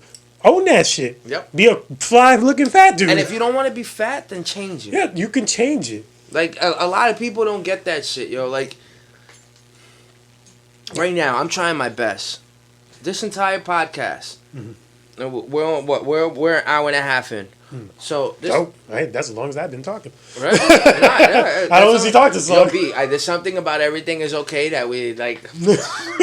Trust me, I'll know when you're done. I know it in my guest. I see him. You've been stretching and yawning, but you stopped the yawning. No, because it was no food and now that I got food and now that I got drinks. You got totally different. Yeah, like, I feel a lot better. The conversation is a battery, man. Yes. Like, conversation comes with so much fucking power. Yes. That's why when you're able to have it with just a group of people or one person or 10 people, that's what I miss for shows. Yes. I miss that. Yes. I miss the randoms that you never knew in your life, but you're outside smoking a cigarette or smoking a blunt, and they're walking past you. What is this? Like, come on, like I miss everything about it. Like I miss V. You know what I mean? Like I miss everything about it. I miss the entire structure that was. You know, my uncle was the first one that gave me my show. He called me. You ever heard of the place called the Yippies? The name sounds familiar. Well, there was a place in George Carlin used to own it in Manhattan on Bleecker Street. It was called the Yippies. It was supposed to be like a weed activist. It was just like an activist place. And they would let us perform every Thursday. My uncle called me one night after He found out I was doing music out here, and I performed maybe once or twice. He said, "Yo, I've learned this fine open mic." After I found that, everything just completely changed. I met groups of rappers. I've performed there, brought my friends in, learned how to perform myself. I met Fee there. I that's one of the first places where I learned what it was to meet random people that all rapped and just, wow, this is it's almost like finding your crowd. You know, I felt so lost growing up with high school, junior high school. I always tried to fit in, but it's hard to fit in because I didn't have fresh clothes like them. All these people always had like fresh Jordans on, and fresh Nikes on, fresh jeans, fresh shirts. I didn't have no fresh clothing like that. I wore the same 1 or 2 pair of sneakers, 1 or 2 pair of jeans, and I always had to buy tees. So the way I would try to blend in is by buying 6X tees. Remember when 6X tees were in? Yeah, when everybody was remember like fucking parachute shirts. That's when people were wearing pink too. Yep. Remember? That's how I tried to fit in with my shit. But it was hard because they had casual, easy conversation about being cool and being my conversation is what kept me there, because it wasn't nothing else. It wasn't my fashion. It wasn't my looks. It wasn't my attitude. It was just my conversation. My conversation kept me in the bunch. Always having to play catch up for forever, it deems to suck. So when I found music, you know, I had my little group of friends and they made music. But when you find music, when you find something you like doing, where you like chilling, who you like being around, it's easy to always blend. Yo, they can put us anywhere right now. If there's music there, we're gonna find 10 friends. Yep. Facts. If there's music there, we're gonna be able to be uncomfortable. Yep. I mean, we're gonna be able to be comfortable. That's why I'm kind of happy that they're slowly trying to get shows again. Like, I have a show next week in Long Island. Where? Blue Point Brewery. Right. It's from like 11 to 8. But Send me you told me. Send me. Yeah, so I definitely recommend, like, if you... Yeah, I got the flyer. It's on Who's throwing it? This group called Colors. Okay. They're a Long Island-based, like, art collective. Okay. And they usually do, like, a little, kind of pretty big spot, especially if they're getting a whole brewery to showcase it. So it might be really dope. So it's Sunday. It's from, like, 11 to 7 at Patchogue in Long Island. So you give me... I'm going to release this pod probably on Monday or Tuesday. Like when you leave, I'll start my editing. You give me the info, and I put it in the description. Because everybody will see this and see all your views and all, you know what I mean? Like, and I'll come next week. All right. I'll come next week. That's awesome. Like, I've been longing to go to a show, to watch people perform. I myself, because I haven't performed, it's made my pen game such a threat. Like, I've been animal lately. Like, I just want to just make music. I just want to make music. I'm not allowed to perform. Okay. I'm not mad. I'll just sit here and get steroids.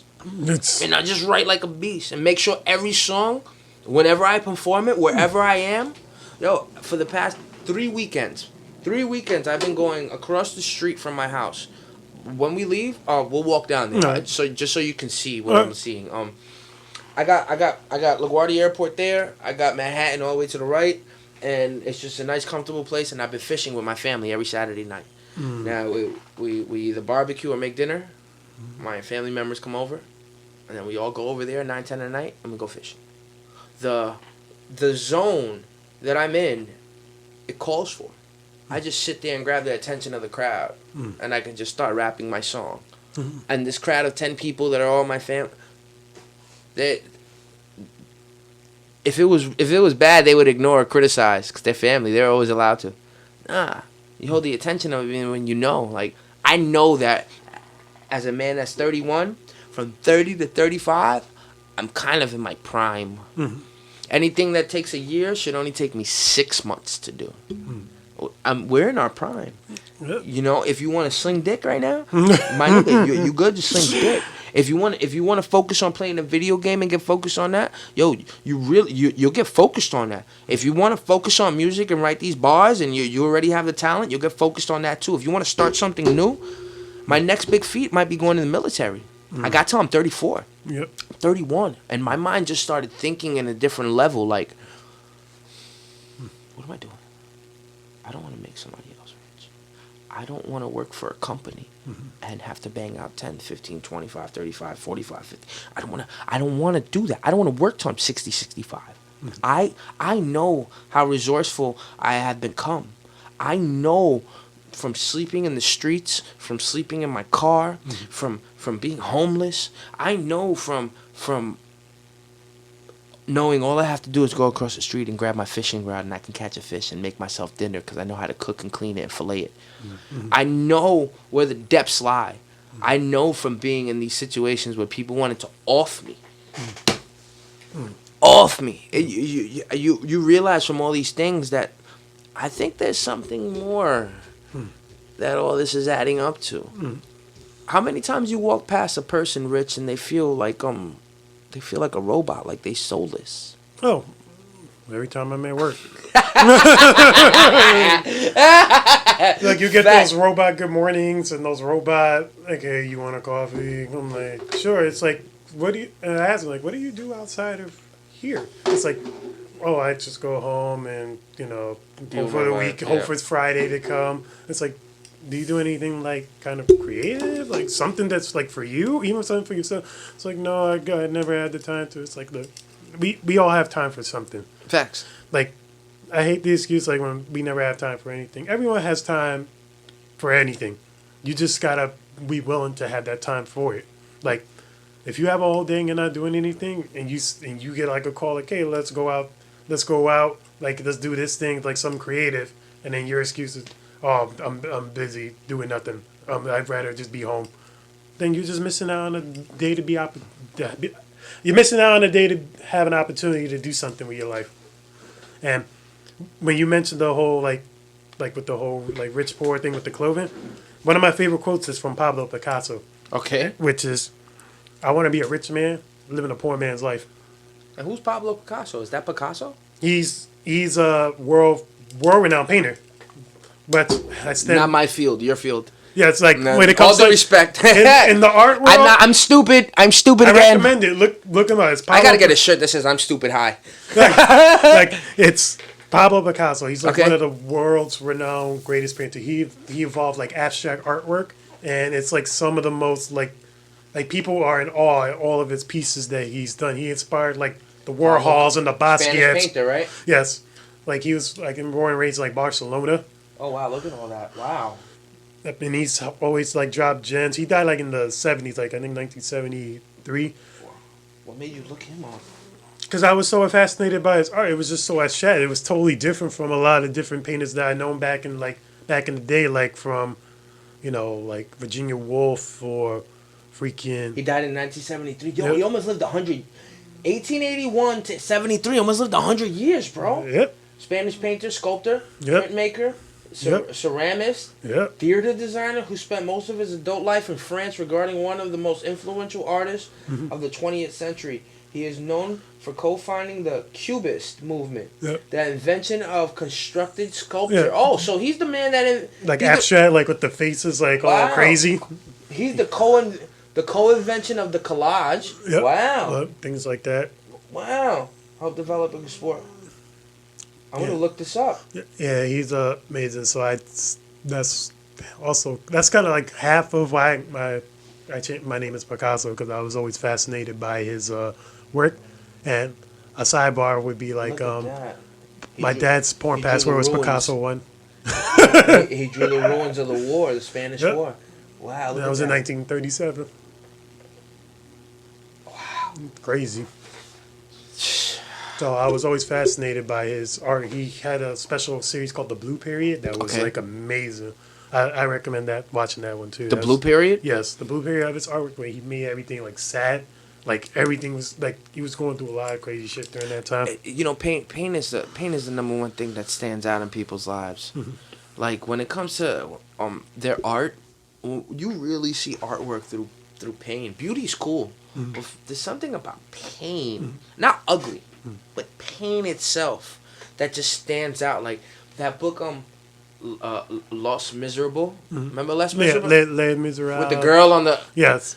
that picture just itself encaptures me. Remember Girl on the Milk Carton? Yes. The picture just itself just encaptures me. There's something about art I wish I could draw.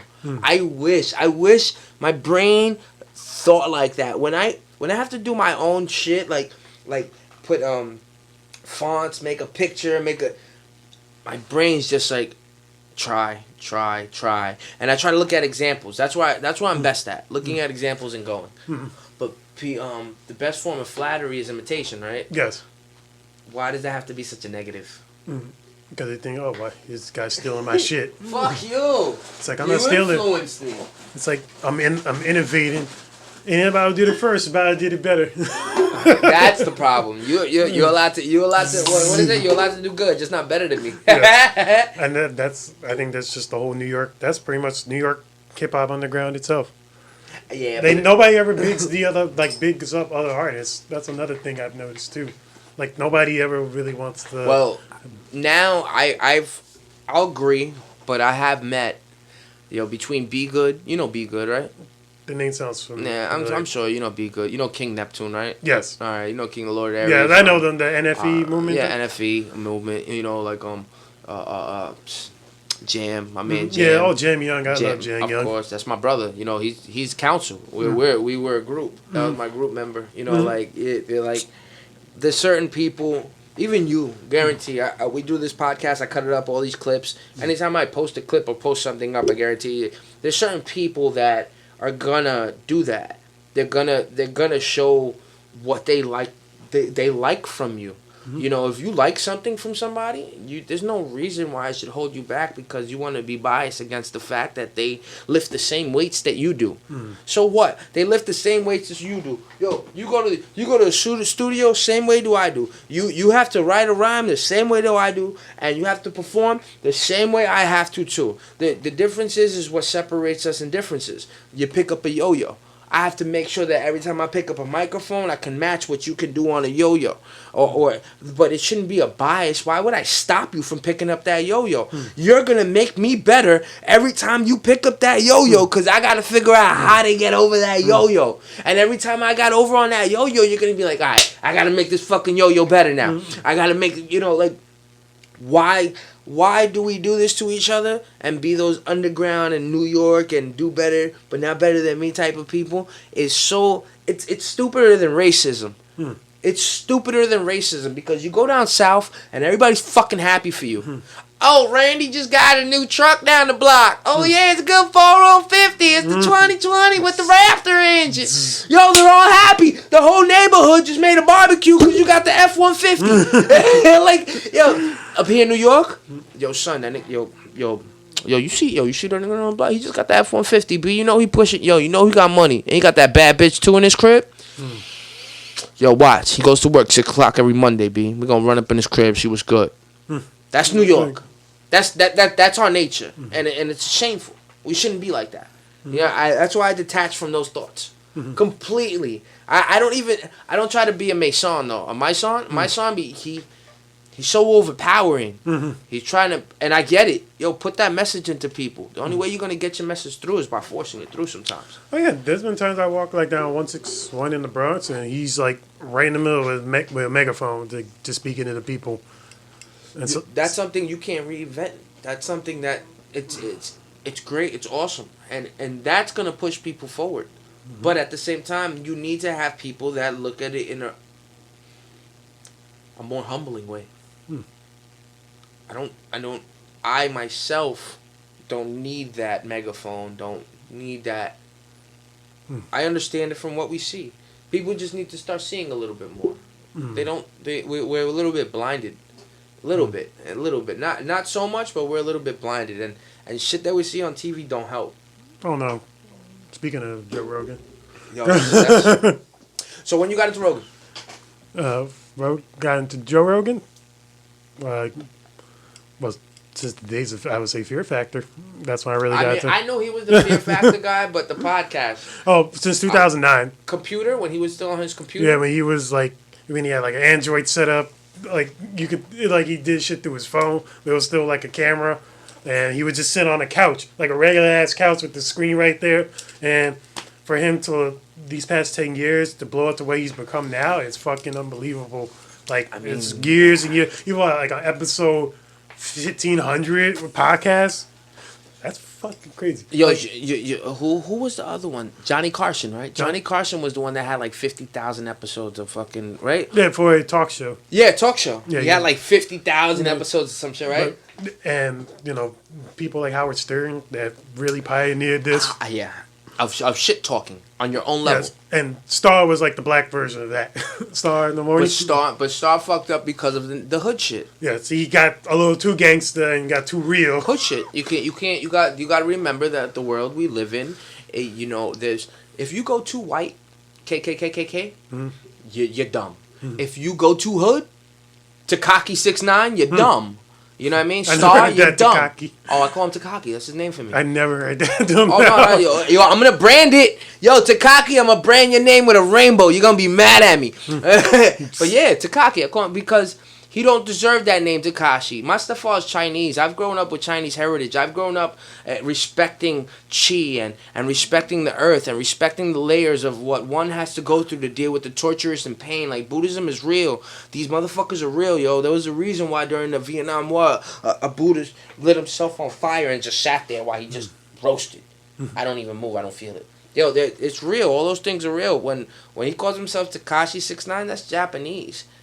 Why are you disrespecting that Asian culture? That culture represents so much honor. Even if everybody has nasty and massacre shit in their heritage, but the honor it took for the bigger embellishment to be noticed, don't disrespect it by doing what you do. So he's the cocky. He's the shit, right, my nigga? He's the shit, literally. And he's struggling right now. They jaded him. You know what it is? It's because he set a bar. He's not struggling, but you can't sweat. If I do something and whatever I do is worth $500,000, the next thing that I do expectedly should be more than worth $500,000 because this is what's expected from not only me, but from people that look at me or got us there. Because you always have to be better than the last thing you did. Now, what he did is unmanageable. What he did is unmanageable. And what he did was create a bonsai tree that he can't prune. He created this whole monster. And as much as I know things happen to him, because I've argued with my uncle back and forth about this man. My uncle is grateful that a Puerto Rican who lost his father, who almost had his baby moms fucked, or who got gun-butted, who got kidnapped, who the system played, who lost mad money, who blah, blah, blah, blah, blah, blah, blah, blah, blah, blah, blah, blah. My uncle is grateful that a Latino is winning. Making money. I argue with that tit for tat because I get it. I'm grateful too. How does he manage that though? What example is that to set? How is he any better than a Rockefeller? How is he any better than a person that gets money through evil devil, the diamond industry? How is he any better than the clothing industry? How is he any better than LeBron? Because you make your money through the same way. You created a chaos that you can't deal with. Man. You can't deal with your chaos. And he can't control it. He has to keep going. He has to keep going. Yo, you know what that is? That's the guy that made a fucked up business deal. That's Wolf of Wall Street. That's Bernie. That's Bernie. That's Bernie that made one false... Oh, shit, it worked. Oh, shit, they're all paying attention. Oh, shit, they're all giving me more money. Fuck it. I can't... Madoff just said, fuck it. I'm going to make off. Yep. I can't help it now. I'm in this system. Now Tekashi, what's he going to do? He can't change his image. Nope. There's no image he could change. Nobody going to believe you. You can't go nowhere regardless. You got a whole nation. What are you going to do? All you can do is one thing. The one thing that got you to the dance. In my opinion, he can fix everything up. Make music. Shut the fuck up, make music. Stop going on interviews. You saw what, when he got his, he did an interview with who? Logan Paul or Jake Paul? Logan Paul, right? And he did one also at the Shade Room. I saw both those interviews. He did Shade Room? Yeah, he did Shade Room. I didn't know this. With the CEO of Shade Room. I got it. Oh, with the CEO. He didn't see Sway? No, he went to the CEO of Shade Room. Not Sway. No, that's on Sirius XM. Like Shade. Oh, Shade Room. I thought Shady 4-5. No, not Shade 4-5. Shade Room. The Shade Room. Okay. Now, Gilly the Kid. You familiar with? Yes, I saw that. Yeah, I saw that. He had a whole recorded phone call. Did you hear Button too? Yes, Button said, "Yo, he tried to reach out to me too." So nobody give him play, but he went for play in 2 places that would. And then he tried to make it look like, "Hey, this is gonna be the biggest thing and biggest interview ever done." Yeah, he got his views. He was trending with the Shade Room interviews and the Logan Paul interview. I said it. Tekashi is a snitch. Still, I click and give him a view. 5% is getting tickets because they windows tinted. Far left, far right. Shut up and listen. Quarantine your mind. Give yourself some clearer visions. Break bread with your fam like you Jesus living. And every step you take, think of the children. You know what I mean? Like, I get it. He's getting his views from me too. I click it. But what do you wear on your chest? How do you wear it in your soul? How do you wear it in your soul? Yo, you can be the most malicious person in the world, or you can be the most righteous person in the world. The way you wear it on your soul, it affects how your living is. There's a reason why evil people can thrive. Pablo Escobar. There's a reason why evil people can thrive. Fidel Castro. There's a reason why evil people can thrive. All the bushes. All the bushes. There's a reason why evil people can thrive, and the reason is because how much they believe in the righteousness of their thought. Once you fall into place of what you really want to do, it's kind of no stopping. And then there's nobody that's willing to stop you sometimes, because all it takes for evil to win is for good men to do nothing. Facts. Oh, that's a bar too. All it takes for evil to win. It's true though. It's for good men to do nothing. The other one that always hits me is Batman. Remember the Batman movie when he said you could either die a hero or live long enough to see yourself become the villain. Like I look at Jay-Z and I think that Jay-Z fights that. I think that a person like Jay-Z has been in this industry and known for certain things for so long. It's like, yeah, you either die the hero of this game and he seeks to be a hero. I see a Joe Rogan for president. I see a Jay-Z for president. I see The Rock. Oh yeah, The Rock. Why can we see this? But who we got offered to us is why we got Trump or Biden again. Because Biden, this is his 3rd time running for president. A lot of people don't know that. He tried running in the 80s. I didn't know that. Yeah, he tried running in the 80s, and he tried running in 2008 when Barack Obama was running. They were both competing against each other. A lot of people forget. Biden did sign reform for the Women Abuse Act because women, it wasn't. He does some good, but every politician, they gotta have it's always they do bad, they do good. No politician is a clean slate. That's one thing I learned. But that's horrible. That's horrible. No human being has a clean slate. That's why this whole Jesus Christ thing bugged me out. Think about Jesus Christ, like how he died for our sins and he never did nothing wrong. Hold up. We're humans. We do things wrong. It's gonna happen. I think the best human is the one that can say, yo, I did this wrong. I would elect that person. I would elect that person that said, yo, I did this wrong. Yo, this ain't right. Yo, all right. I don't think that there should be one president. Do you think an entire country of 330 million people should be run by one person? No. I've been debated that. But we know that the president is just a puppet, right? There's people behind him, right? Oh yeah. So why can't there be transparency? Why can't there be a guy ahead of the science department, a guy ahead of geology, a guy ahead of fucking the weather, a guy ahead of economics, a guy ahead of socialism? There are people like that in his administration, but you never hear about them. But that's my point. You know what happens when you don't hear about a hero? He goes nowhere. He gets unnoticed. He's not a hero no more. These people should be praised and pedestaled, and not only that, they should be acknowledged by us that the country isn't just won by one guy. What separates our shit from a monarchy, bro? So what if it's a democracy? What separates it? He's still the king. Even if there's checks and balances, it shouldn't be like that. We're too far ahead of the game. There should be people in different departments to be able to deal with things. When you get pulled over by the cops, right? Say you're drinking. Say you're not drinking. Say you're arguing. Say you just ate a red light. If you just ate a red light, what you did? You committed an offense. Yes. It's a simple task. Mm-hmm. I know what I did. I apologize. Take your ticket. Keep it moving. What if there are other circumstances involved? Drinking, arguing with your girl. You're blind. You're old. You're disgruntled. You had a long day. You ain't here right now. That cop don't care. He's one person. His job is A1. His job is do this, do that, get this done. This is his job. He don't see gray areas. We're human beings. We live life in a gray area. You're not gonna get away from that fact. So why should anybody have power with authority over that? You know what there should be when you get pulled over? Due to circumstance, how to handle your situation. Like, we should be accommodating all these people. Why if a person, and I'm not saying, I don't take this wrong. Don't take this wrong. It's going to sound wrong, but don't take this wrong. People that are simple, people that have problems, people that are sick, people that are blind, people that have cancer, people that have handicaps of any sort of there are programs and things to help those type of people all through life. From the moment they're born to the moment they die.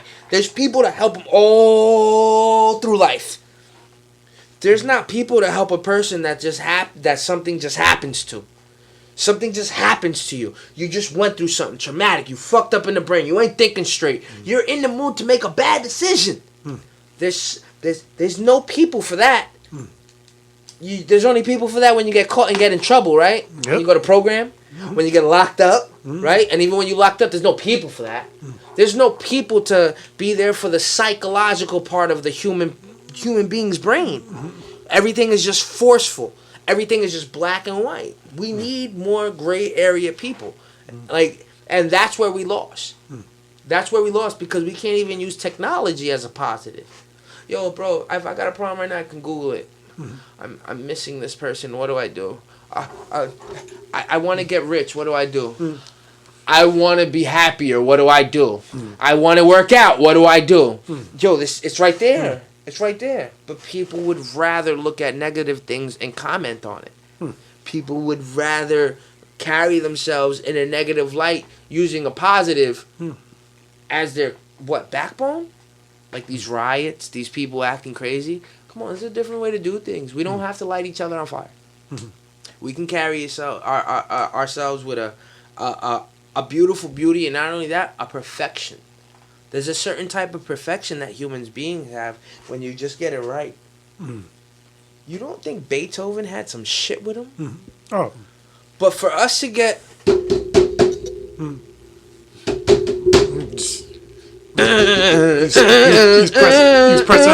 was pressing on it hard as fuck. What? Why? It's a piano of elegancy of, what are you doing banging on that? He just knew.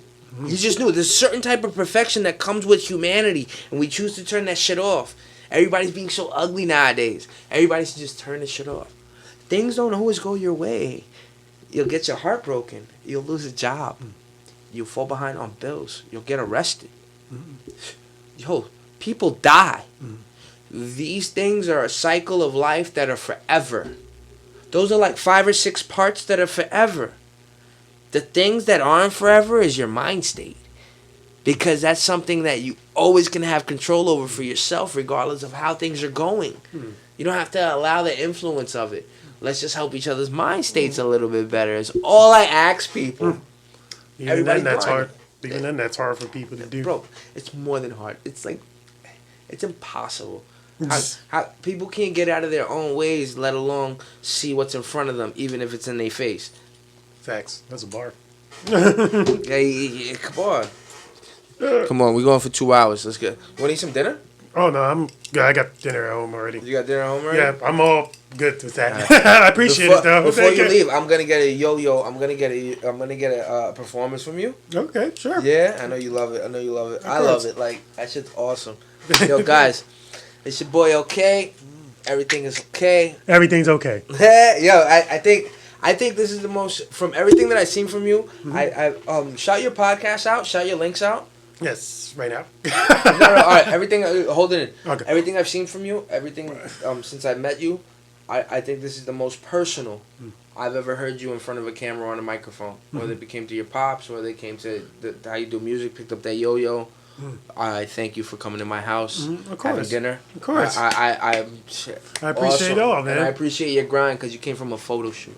So it's like, that really means it meant something to you. So this really means something to me. I appreciate it more than you know, man. Thank you, Rich. You're very awesome, bro, man. Thank you. Definitely keep this up. Like, I wish you nothing but love. Next and time success. when you drop your project, come here, shout it out, get it again. Like I don't, like I said, I talk to my friends. I don't care to talk to people because they have anything. I just like to talk to my friends. So it's like that's all it should be, man. Just chilling. That's how it starts. Starts with your friends first. It starts with your friends first. That's how you get an eternal. Shout them out, Rich. Yo, what's up? This is Rich Picasso. You can find me on all social medias at Richie Luvs Yo-Yos. LUVS for loves. IE for Richie because people be messing it up for some reason. I also got a new album out now called Lucis Natura. It dropped back in June. I got many videos. I dropped 5. I'm working on a new one that's coming out soon. Also, I appreciate the love and everybody, the support. Shout out to the Stop Playing Shit podcast. No, this is Everything Is Okay. Everything is okay podcast. Stop Your Shit is my other one, but yeah. Oh, that's the other one? Yeah, That's the other one. All right, so Everything is Okay podcast. Shout out to, the bro, inviting me up here. And it's all peace, love, and yo-yos. And let's all have fun, man. So the 9-year-old tried to ask him, can I play with your yo-yo? And I stopped her. I said, yo, stop. Yep. This is his microphone. If he was a rat, you don't ever touch his weapon of choice. This is his weapon. No. Like this man right here. Honestly, like I said, that was great. You're gonna make people feel a lot about themselves, understanding why. You only understand why when you see things from other people. It's all a joke unless you live it, right? Yes. It's all a joke unless you see it. It's all a joke unless you feel it. So it's like for you to give your yo, shout out to the girl that gave him pee and left the floor. This bitch. Yo, good girl, yo. It's your boy okay, yo. Everything is okay. I'm out of here. Oh, fucking Lord. Picasso, a.k.a. Richie Luvs Yo-Yos, and I'm going to show you a trick by doing this. Yo, YG's crazy.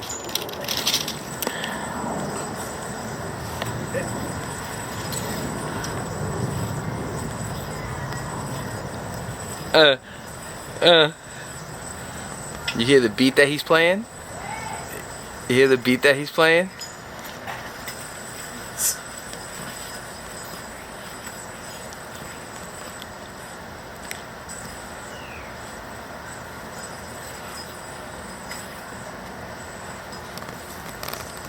You hear the beat that he's playing? Yo, he's crazy.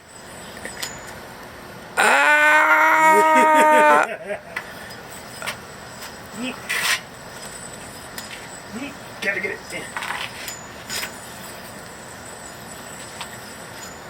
Monster! Monster!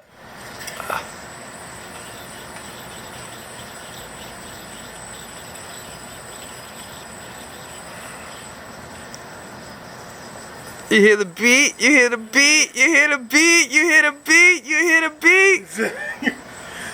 Gas me up, dumb hard. Yo!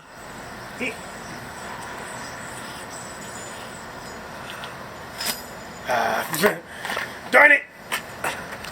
Yo, Rich, where they find you at, baby? You can find me at Richie Luvs Yo-Yos, at Richie Luvs Yo-Yos, anywhere. Instagram, Facebook, Twitter. That's why I be LUVS for loves, IE for Richie. Richie loves yo-yos. That he does. That's a drip on my face. Let's see the drip. Let's see the drip. Let's see the drip. Your boyfriend never looks like this girl. So. Stop your shit, I'm the shit, just give it up. Everything is okay, even when I'm not. Time to bring it to the table.